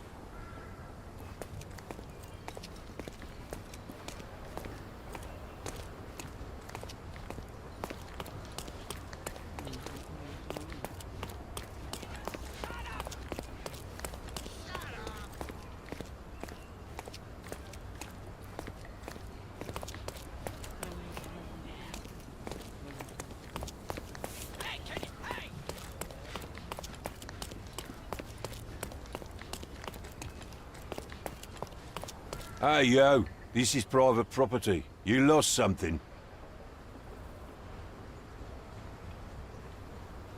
I'm here to discuss business with Mr. Bernadotti. I tried the front door, but... Mr. Bernadotti isn't seeing anyone. You have 3 seconds to walk away or you'll never walk again. Capito? It's in Mr. Bernadotti's best interest to... 1... Listen, the man Bernadotti sent to... 2... Well, this has been miserable. Sherlock, think. We know what the fellows from the gang look like. You can easily blend in.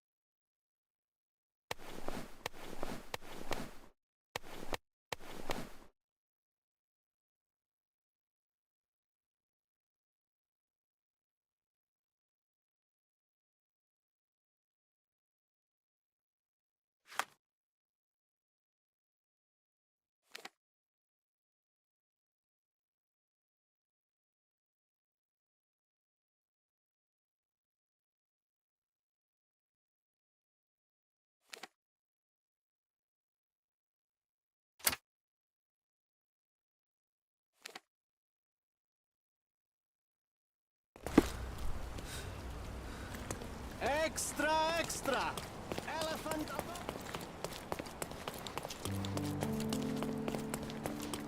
Simply the best garment, the finest clothes for the finest citizens. A perfect choice.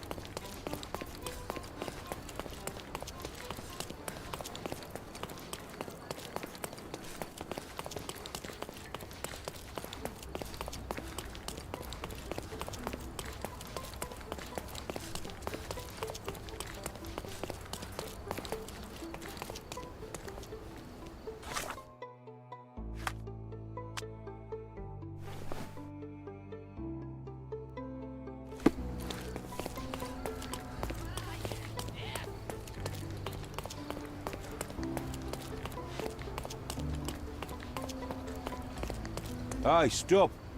Who are you? Haven't seen you before. Didn't see you either, mate. I'm John. Just shipped in from London. Cheap bastards had me sharing a bunk with two others. Aye, that sounds like Bernadotte. Why are you here? A problem at the refugee camp. I need to report to Mr. Bernadotte. The sooner the better. I knew it was only a matter of time until those savages stirred up trouble. Go on, get inside.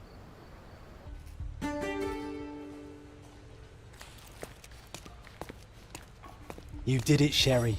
A full immersion into the criminal Silver and underworld. treasure, mate. Loads of pirate gold buried somewhere around, just waiting to be found. It's all right, there's no treasure. But maybe there is. I just need to crack the bloody riddle.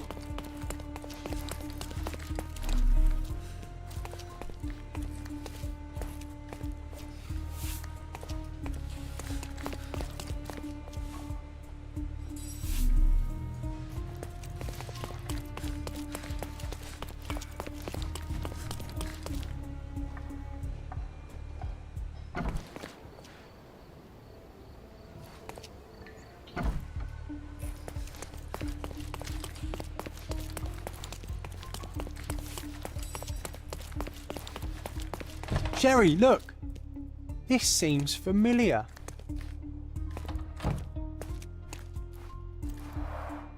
An amazing piece of culture. I imagine many collectors and museums would be interested in having it.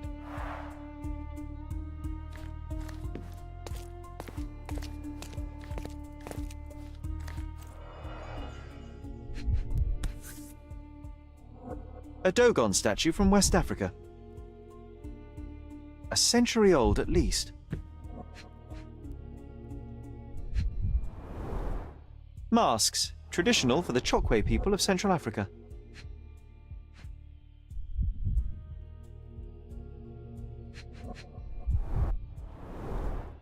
VH Grindley Flow Blue tableware. This is what lies behind the facade of Bernadotte Company Limited.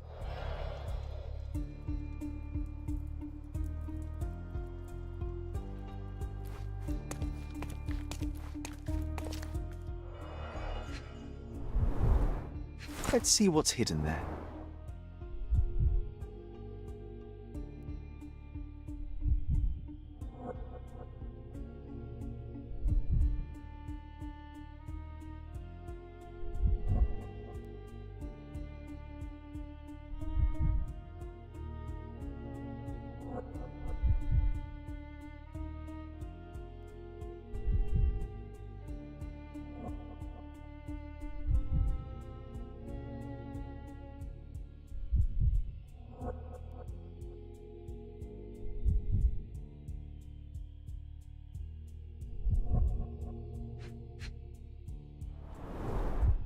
Vogel's stolen painting.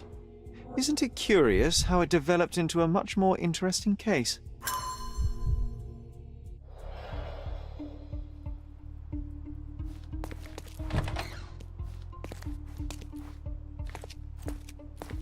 Hello, friend. Tough day, eh?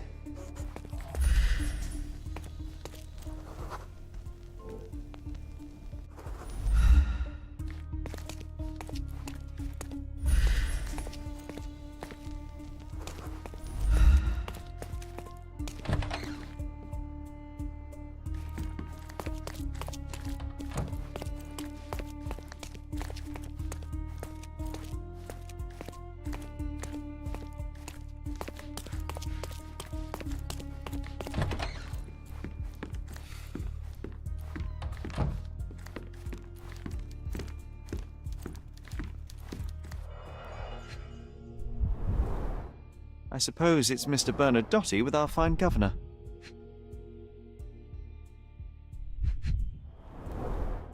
"1875. It was taken a few years back. John, how many people in Cordona have a photograph with the governor, do you think?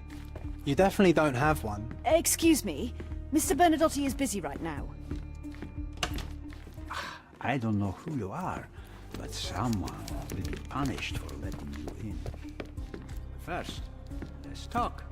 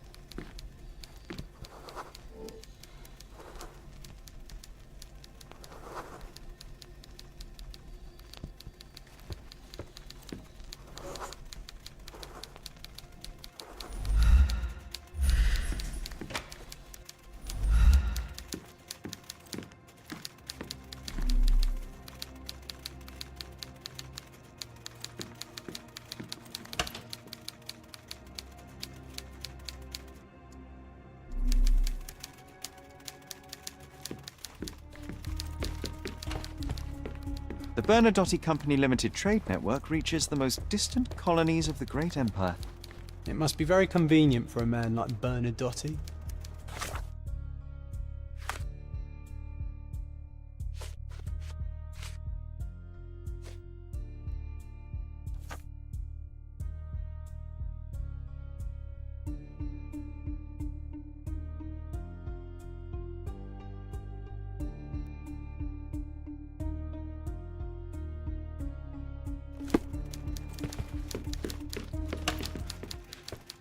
Whenever you're ready. I'd hate to intrude.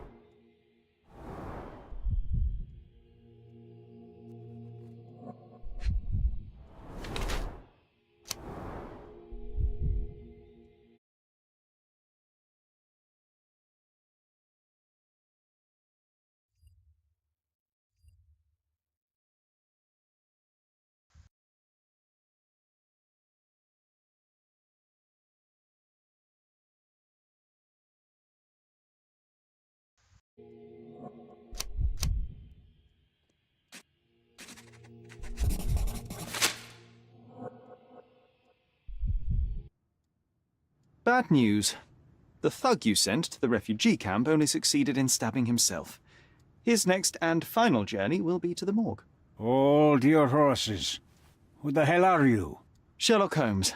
And you are Niccolo Bernadotte, a smuggler, kidnapper, and notorious cutthroat, among other things. Few men would dare waltz into my office and address me like that. You are either overconfident or unintelligent. This is private property. Give me one reason why I should not shoot you on the spot. I am sure my friends at the station would call it self-defense.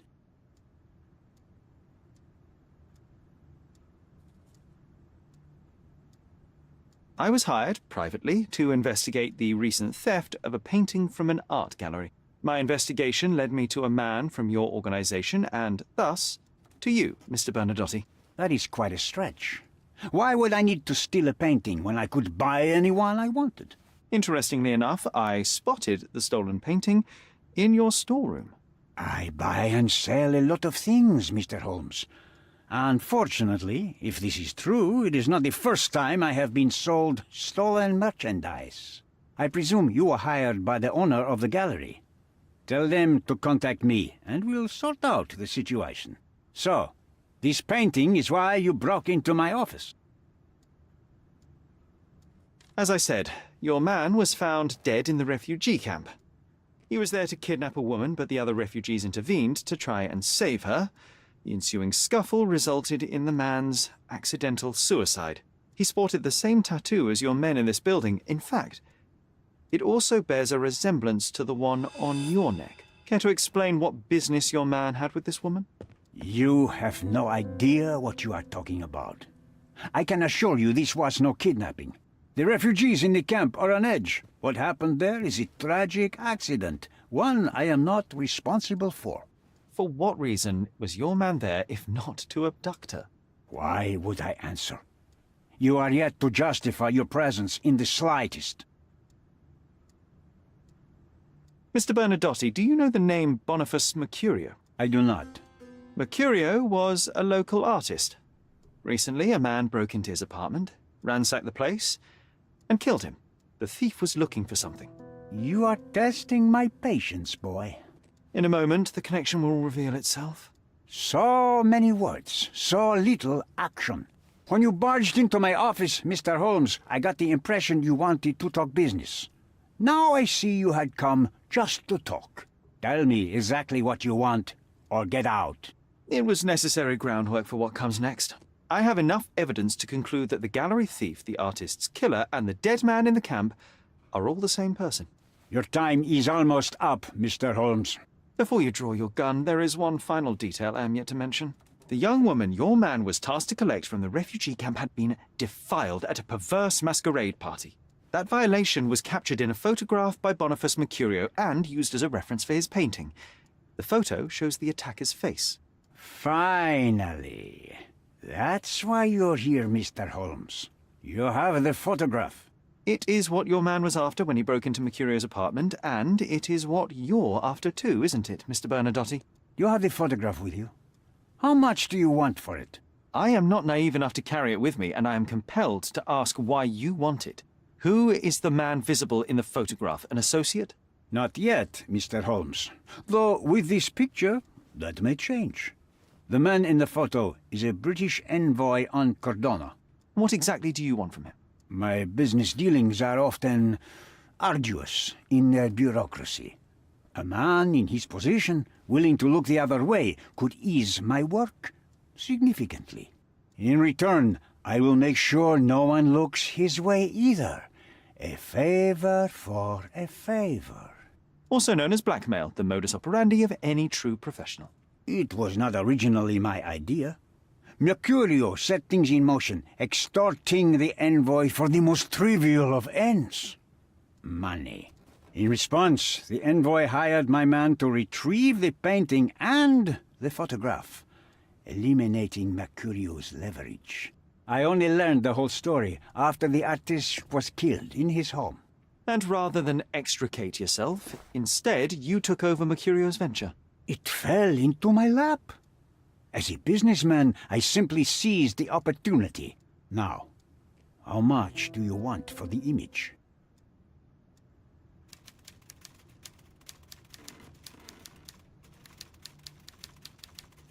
Why did you send your man to remove the woman from the camp? Without a photograph, her testimony was the next best thing. Securing her was in everyone's interest. Victims and witnesses all too often disappear. I thought the girl was safer with us. I did not anticipate what would happen at the camp.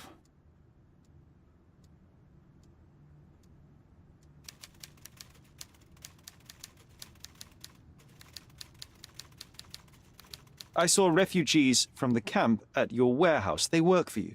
I have made certain arrangements with City Hall and the police. Thanks to me, refugees can work and be paid. It's a pathway to freedom. And how much do you save by capitalizing on their cheap labor? I have heard no complaints. They seem happy just to get out of that slum.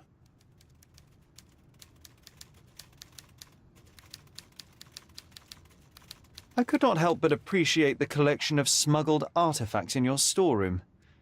You have rather diversified your business. Oh, high and mighty of you, Mr. Holmes. Not all smuggling is immoral.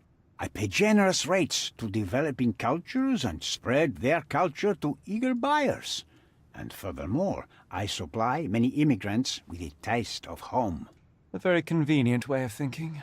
I have traveled wildly, Mr. Holmes. I've seen people in far-flung lands for whom my services are a lifeline. Without them, they would starve. The tax on cargo is often so absurd that it would be more profitable to simply sink your ship than dock it in the harbor. And trust me, I am speaking from experience.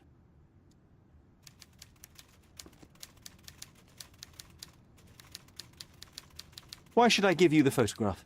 Just name your price. What if my price were not money? You claim to have connections, Mr. Bernadotte. Perhaps you could improve conditions for the refugees. Give them a chance for a better life. Ha! I do have connections, Mr. Holmes, but help the whole camp? You are asking too much. I could, however, make arrangements for one person. The woman who was violated will have her own home outside the camp, solely for her and her child. She will no longer be a refugee, but a princess. That I can guarantee. Is that really possible? It will be neither fast nor easy, but I can do it. She deserves it, don't you agree? And as for her abuser, he will serve me, as much as he deserves. So in your plan, everybody will be given their due. Especially you, Mr. Bernadotte. Seems like a fair deal, no? I doubt anyone could offer you better. Simply give me the photograph, and the world becomes a better place. I give you my word. What makes you think you can decide what's best for these people? Such is the arrogance of British imperialism. I take your point.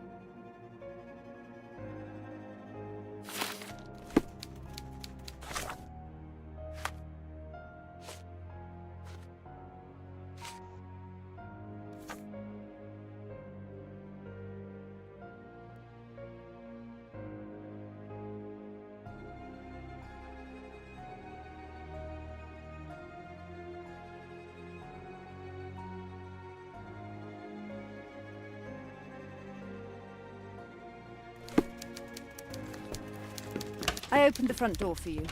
Please, sir, do not linger.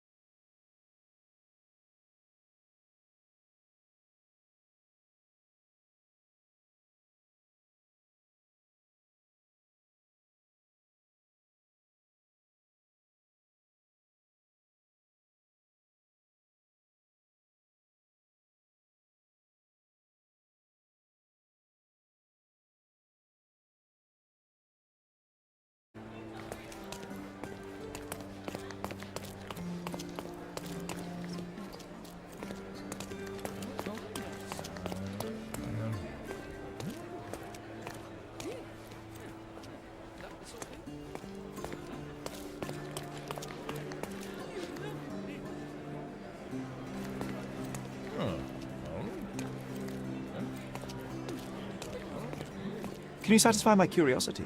Don't annoy me with your stories. Can I ask you a question? You have a nerve to talk to me. Get back to work. Time to check your who, what, and what, Sherry. Who are you asking? About what, and dressed as what?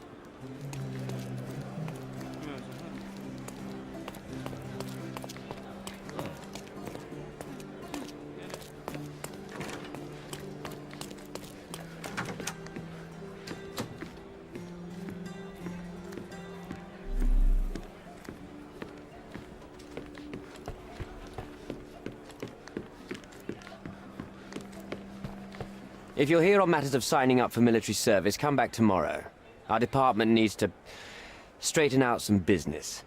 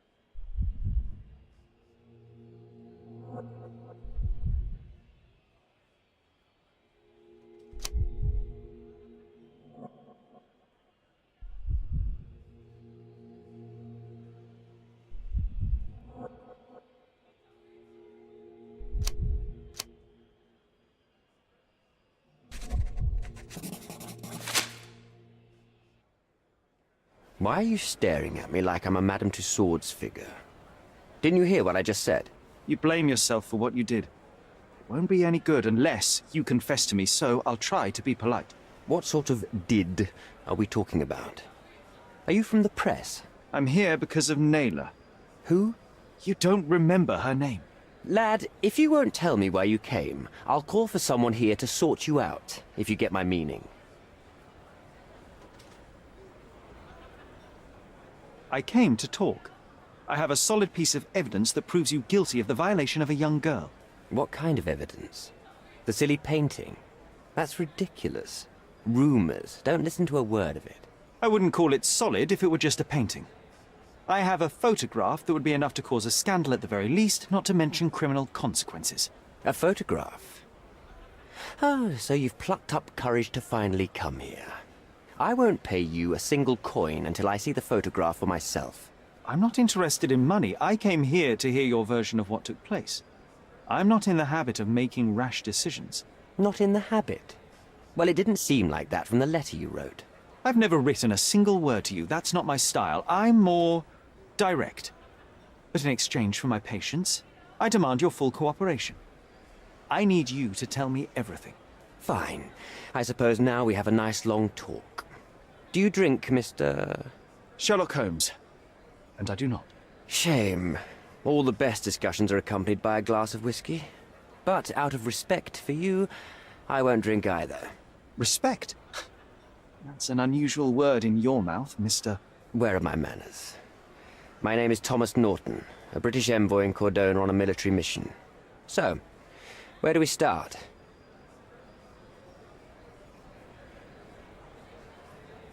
Boniface Mercurio. Does the name mean anything to you? He's an artist, right? The one responsible for the painting that compromises you. I found him dead in his room. Oh, that is bad. Wait, you don't think that I have anything to do with this? You had motive to kill him. Maybe I did, but listen. I know how this looks, but murder? That's on another level. I had thoughts that this Mercutio... Mercurio? Well, him, yes. I thought he could have been the blackmailer. But I was too afraid to make any hasty decisions. There were plenty of ways to fail by making a move, so I chose to wait. To see what he would do next. You have to believe me. I don't believe people, I believe evidence. Then look at the evidence. The painting that depicted you in the image of the devil was stolen by a mercenary. Did you have anything to do with it? I might be a rotten person, sir, but hiring criminals for illicit purposes is not in my daily schedule. And buying the painting in an attempt to hide the crime, is that on your daily schedule? What would you do in my situation? I would never put myself in such a situation. You're young. I could never have imagined myself in my current position, yet here I am in front of you. We all make mistakes, Mr. Holmes, and I'm no exception. You mentioned blackmail. Tell me about it. All right. A couple of days ago, I received an anonymous letter. It said that in the art gallery at Caravansary there exists a painting that incriminates me. The blackmailer made it clear that if there is a painting, then a photograph exists too. And I should be wary of what it might do to my reputation. What does the blackmailer want from you? Money, of course. What else do such people want? Needless to say, I don't remember anyone taking photographs at the party. Up until the last moment, I hoped he was bluffing. But he wasn't, as you've just proven to me. Show me the letter. I burnt it as soon as I read it. I've left enough evidence. There's no need for any more. So, let's return to the beginning. What happened at the party? I vaguely remember that night. As usual at such parties, you meet people, you talk with them, they invite you to spend some time alone with them. What can I say? I got myself mixed up with the wrong company, and somebody must have mixed some psychoactive substance in my drink. After that, it's all blurry. I completely lost my sanity. I made a terrible mistake which I regret deeply. You don't say. Do refugee girls often appear on the menu at those types of parties? It's rather rare. So you didn't attend the party to engage in an exotic experience involving a vulnerable woman unable to accuse you of assault? I would never have planned such a terrible thing. What happened was just bad circumstance. Mr. Holmes, I've built my entire career on hard work and uncompromising dedication to the Crown. I made a mistake, but I'm not a villain from some cheap adventure fiction. By putting me behind bars, you will benefit precisely no one. Rotting in prison is the least you deserve, but I have a better idea. You will make amends and help the ones you hurt.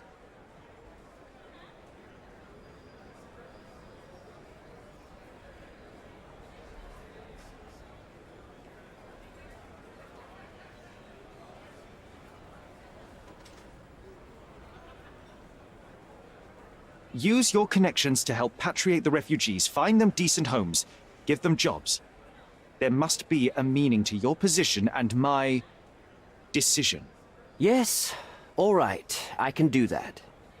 So, will you give me the photograph now? That's not all.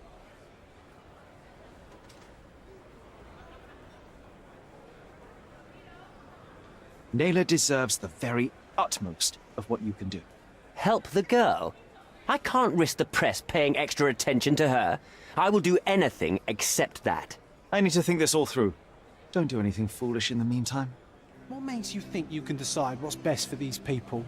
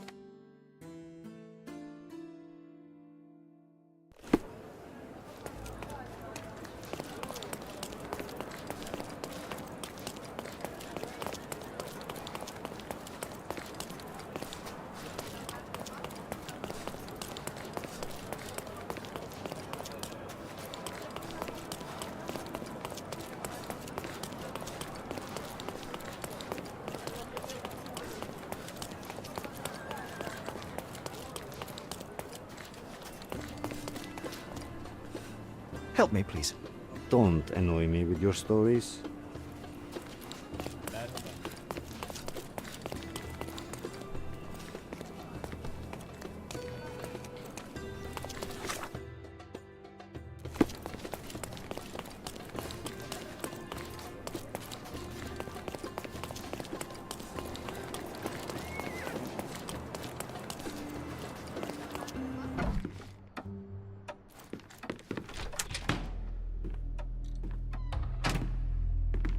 Mr. Holmes, you've returned.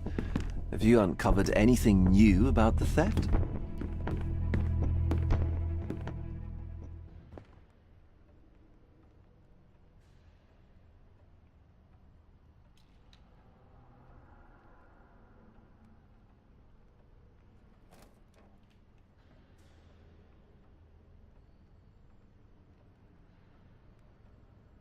Not yet, Mr. Vogel.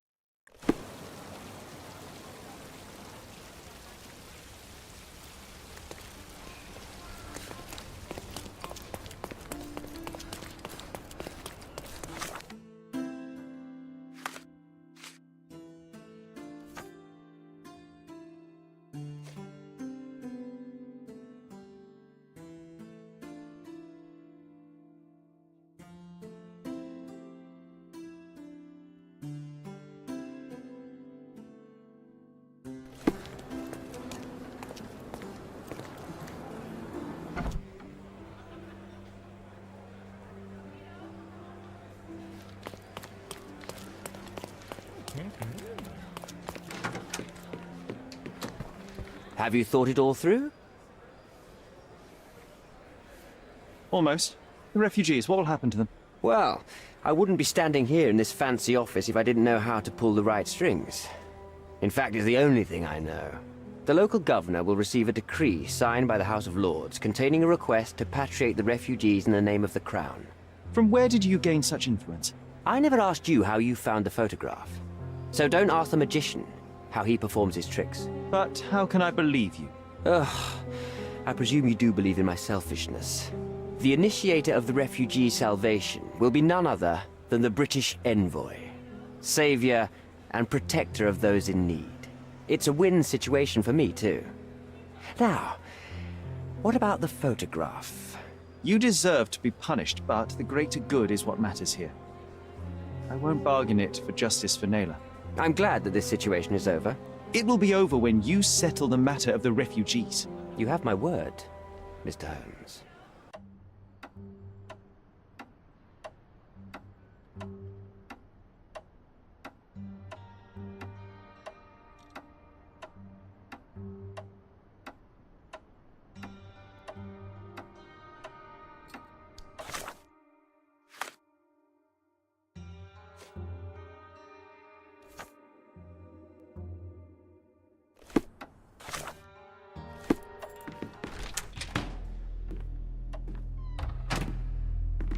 Mr. Holmes, you've returned.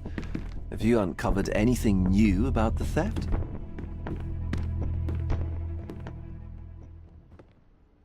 I've brought news, but not all of it will please you. Fill me in, Mr. Holmes. I won't shoot the messenger.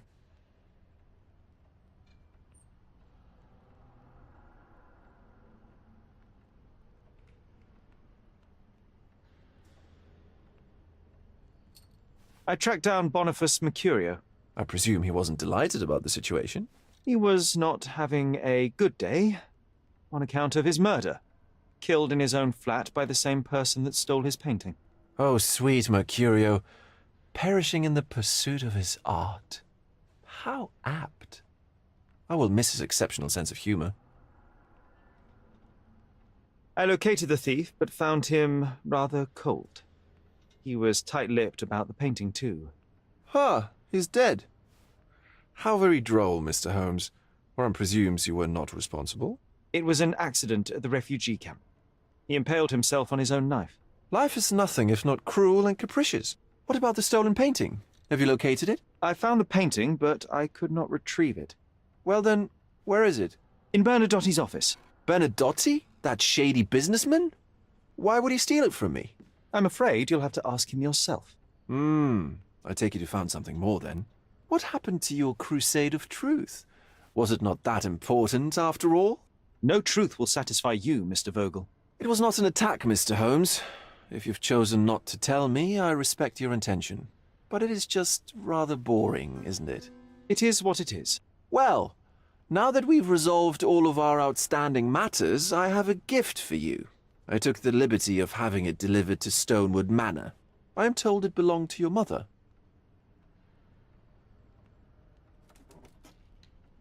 And what exactly have you sent me? Frankly, I'm not sure how to answer that. I trust you'll know.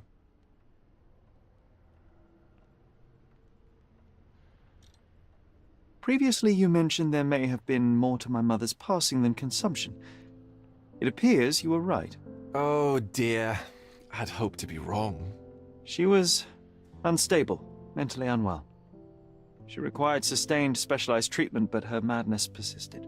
I knew that Violet had disappeared from the public eye, but had no idea of her suffering. I cannot imagine what you're feeling. I'm fine. Thank you, Mr. Vogel. I am curious to see what you have procured.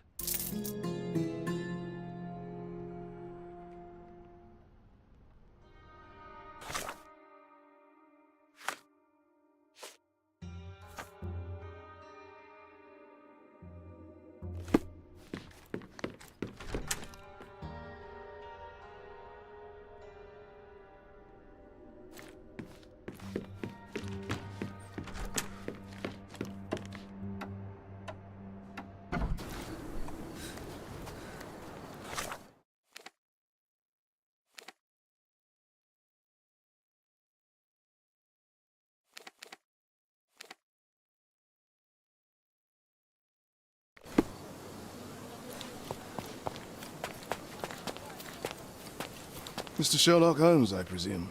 Correct. With whom do I have the pleasure? Emilio Esteva, happy to make your acquaintance. I am here on behalf of Mycroft, your brother. He's on his way to Cordona. In the meantime, he requests your assistance with a sensitive matter. My orders are to provide you with the details. You have my attention, Mr. Esteva. Mark Ridley, the son of General Arthur Ridley, is being blackmailed. Suffice to say, the compromising material is of a delicate nature. The matter is of no small importance to the Crown, especially given the status quo on Cordona. What about the status quo? The Ottoman population holds a certain animosity towards the colonial rule. It's been this way since we took over the island. General Ridley made concessions with their leaders, but I'm afraid we are still teetering on the edge of open hostility. What does Mycroft want me to do? Retrieve the blackmail material? No, sir, nothing of the sort. Mark Ridley is meeting the blackmailer atop the old city bridge tower. You shall observe from a distance, then establish the blackmailer's identity. Do not attempt to arrest him. We'll handle it from there. Saving the best for yourself? Fine. There's a cafe just over the bridge that provides a good vantage point. Please report to me when you are done. I'll be waiting for you here, and remember, discretion is of the essence.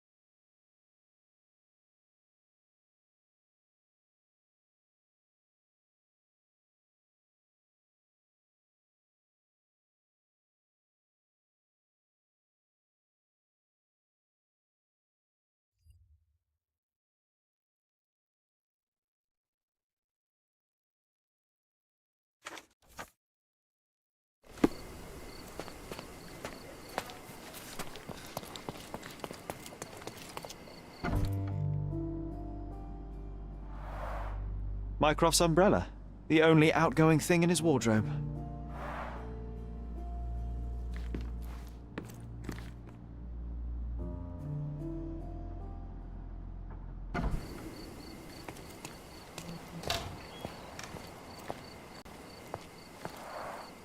It's a bizarre object, and yet oddly familiar.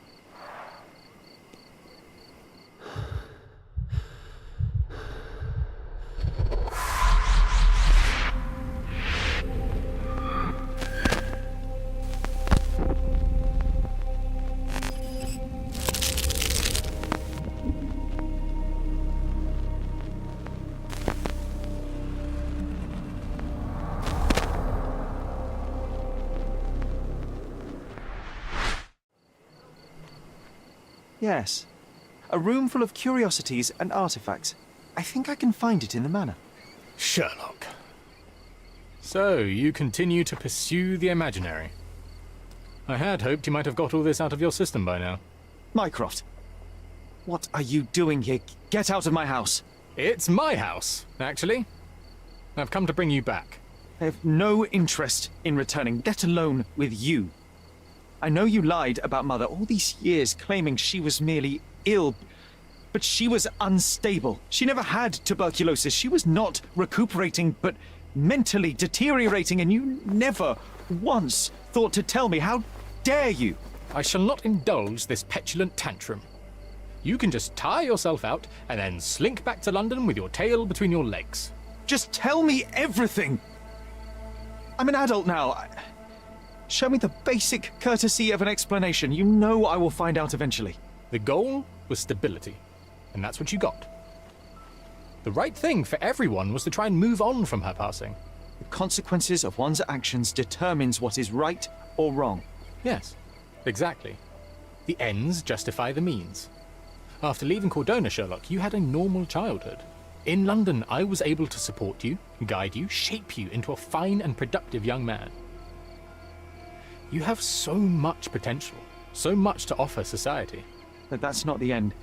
Now I found the truth, and it has shattered everything I knew about her, about you, and about myself. I feel unstable because of you.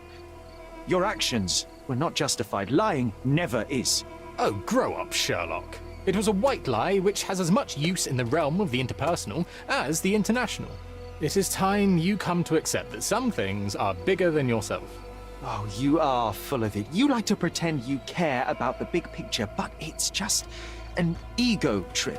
You like knowing more than others. You like greasing palms and rubbing shoulders with the rich and powerful. You like having eyes and ears everywhere. The fact it helps the nation is incidental, because all you care about is yourself. It's true. I have agents everywhere, including Cordona. If you weren't so damn stubborn, you'd realize that means I'm only here for you.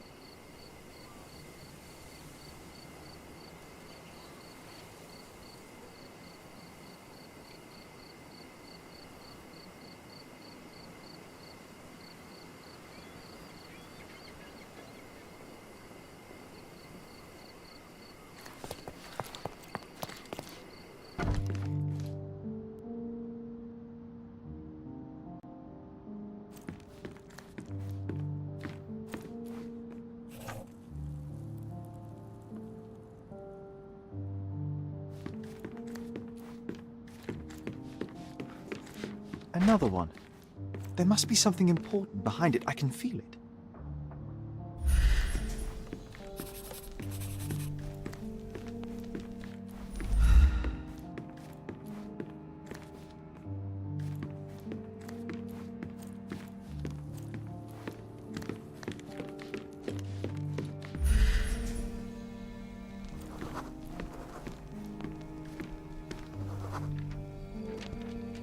I remember returning home with a pair of perfect sticks. We wanted to turn them into training swords. Oh, that's right. We stood there, frozen, staring at something huge in the main hall.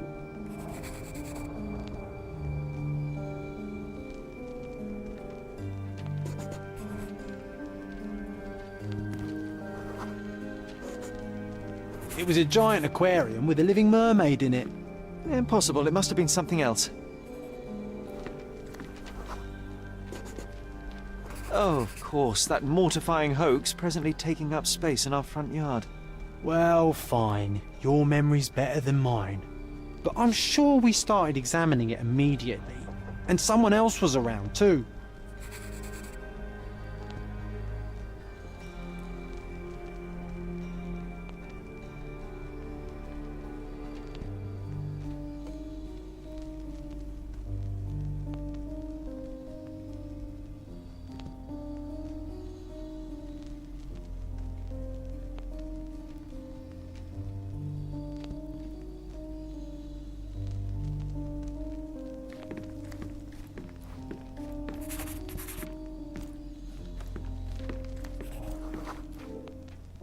It was my mother.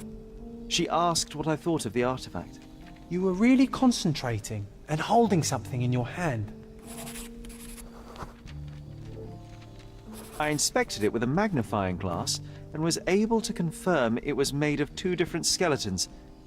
The mermaid was a fake. And so it was time to smash the thing. Your mother took a hammer and... Slow down, John. That's not how it happened. I remember other people joined us.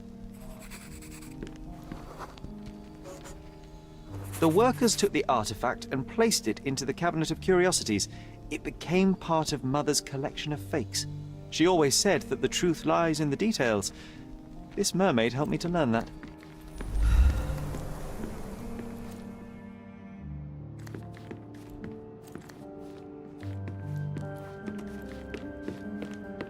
Ah yes, my mother's studio.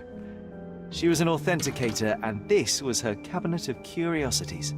I never saw the point. What does it matter if some artifact is real or not? It still exists. One of the most ridiculous fakes I ever saw. Its owner insisted it was a polar bear. He thought the white paint on the brown fur wasn't noticeable.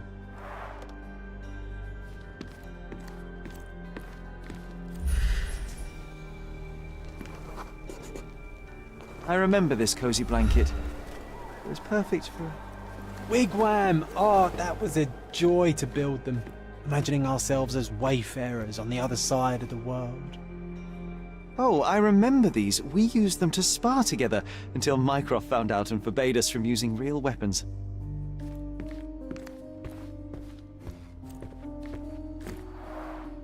Look, it's Roger. This jolly old man's well preserved. Even looks refreshed. I doubt he drew much interest at the auction. That's for the best. I'd be upset if he fell into the wrong hands. The so-called mummy of a Persian princess. The defrauders did good work, but missed one small detail. It's the mummy of a man.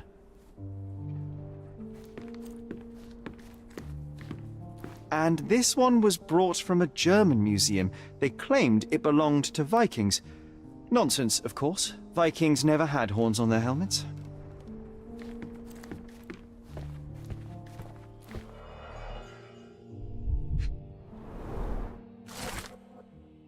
Clearly, it was deliberately torn. Wonder why someone would do that. The Tulpa, Studies in Tibetan Mentalism. An impressive number of bookmarks. Someone was rather obsessed with this subject.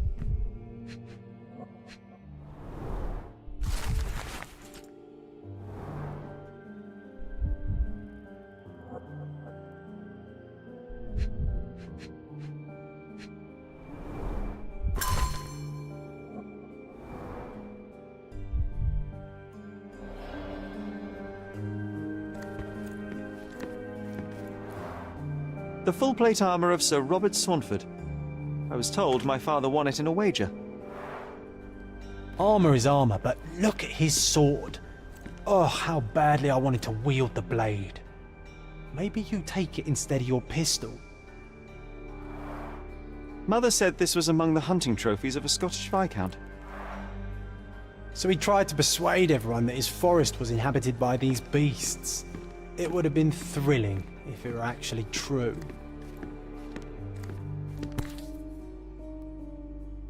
Watkinson and Holman, Chapter 1, by Wallace de Orham.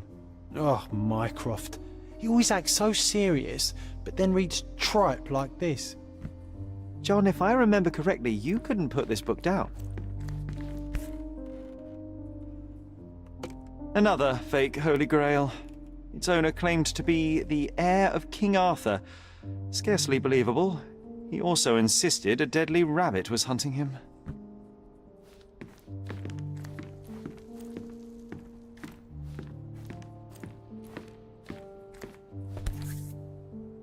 (1852), Bingley, West Yorkshire. This photo caused a lot of fuss. My mother spent some time to prove it was a fake.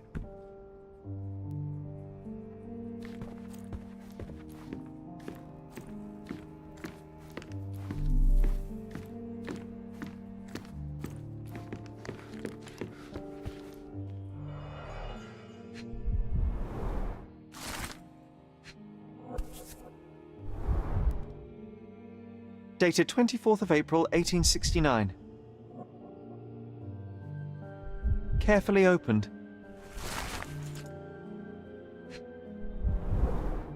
So many calling cards. Mycroft liked to keep useful people at hand. Reliable and driven. I recognize Mycroft's handwriting. Officer Luciano J. Placido.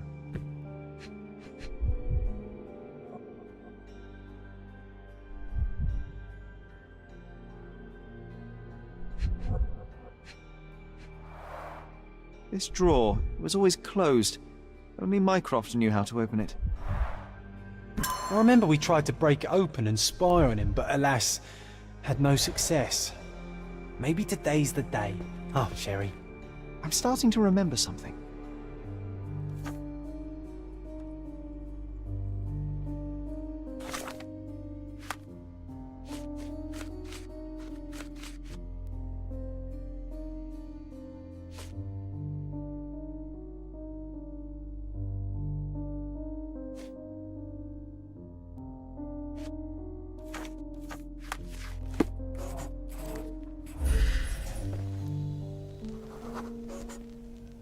Ah, the memory comes back.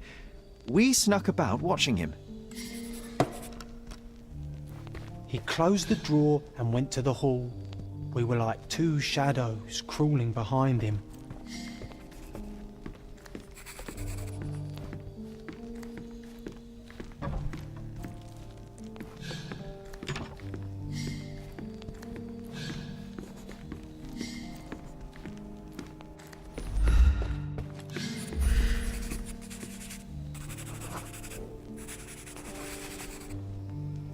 The painting on the wall was slightly atilt.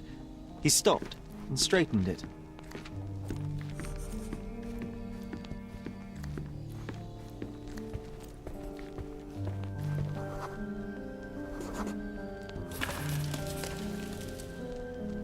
Then he threw some logs into the fire and sat in his armchair to read. It's as boring now as it was then. I'm sorry, Sherry, but I think that's it. Wait, John, we never use the fireplace in the mornings. What if...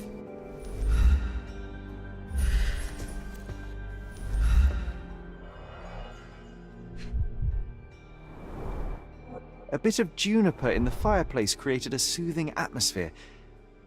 It's the little things, isn't it? I think this is what we're looking for.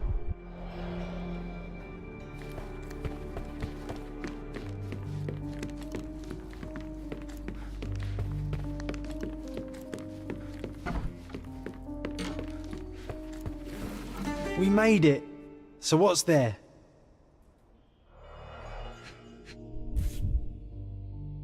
Gifted by Queen Victoria herself. Single malt whiskey, Mycroft's favourite.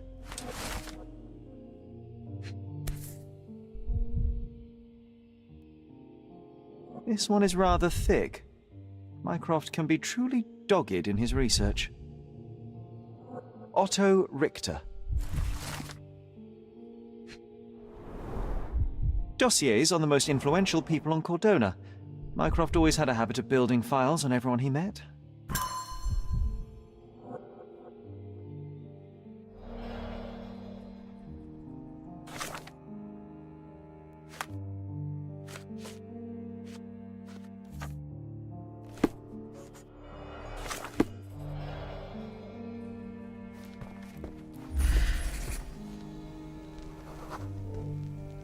I used this ladder to look at the top shelf, right? On the day of Mother's breakdown upstairs. Right you are, Sherry.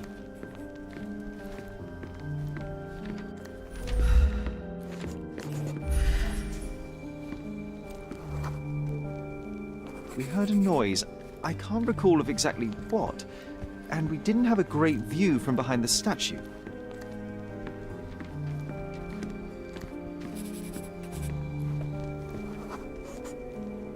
Books and papers from the table somehow ended up on the floor.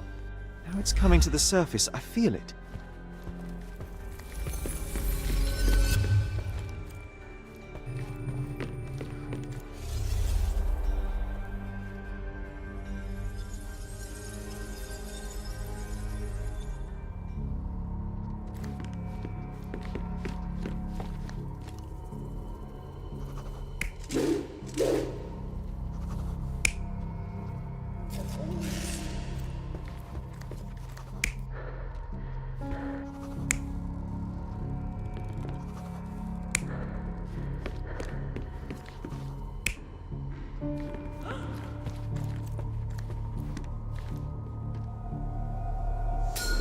Come on, Sherry. Let's go outside. Wait. Did you hear that? Come here, Sherry. You call this progress? Charlatan, amateur. I'm not letting you anywhere near my mother again. So there was a quarrel between them.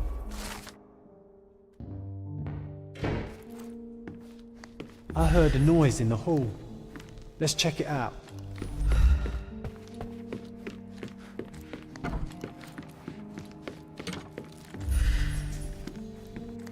Sherry, look!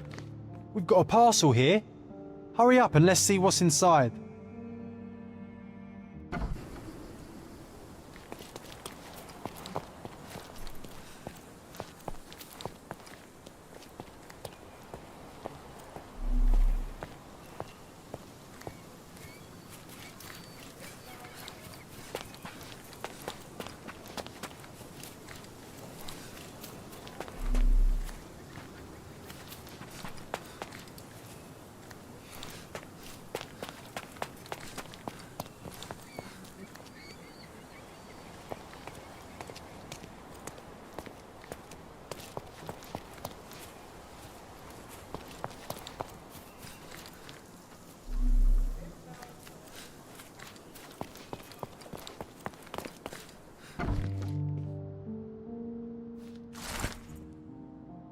An invitation that comes with a mask. We can't miss this, Sherry.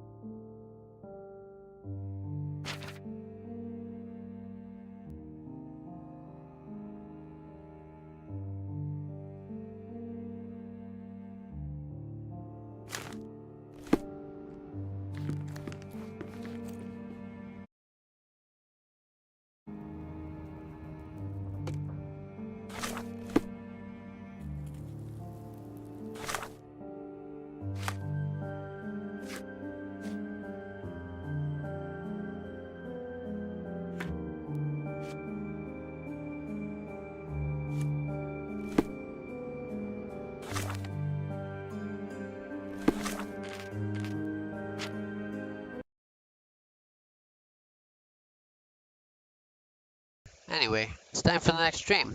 So, I'll be back soon. We will finish this game up on Wednesday.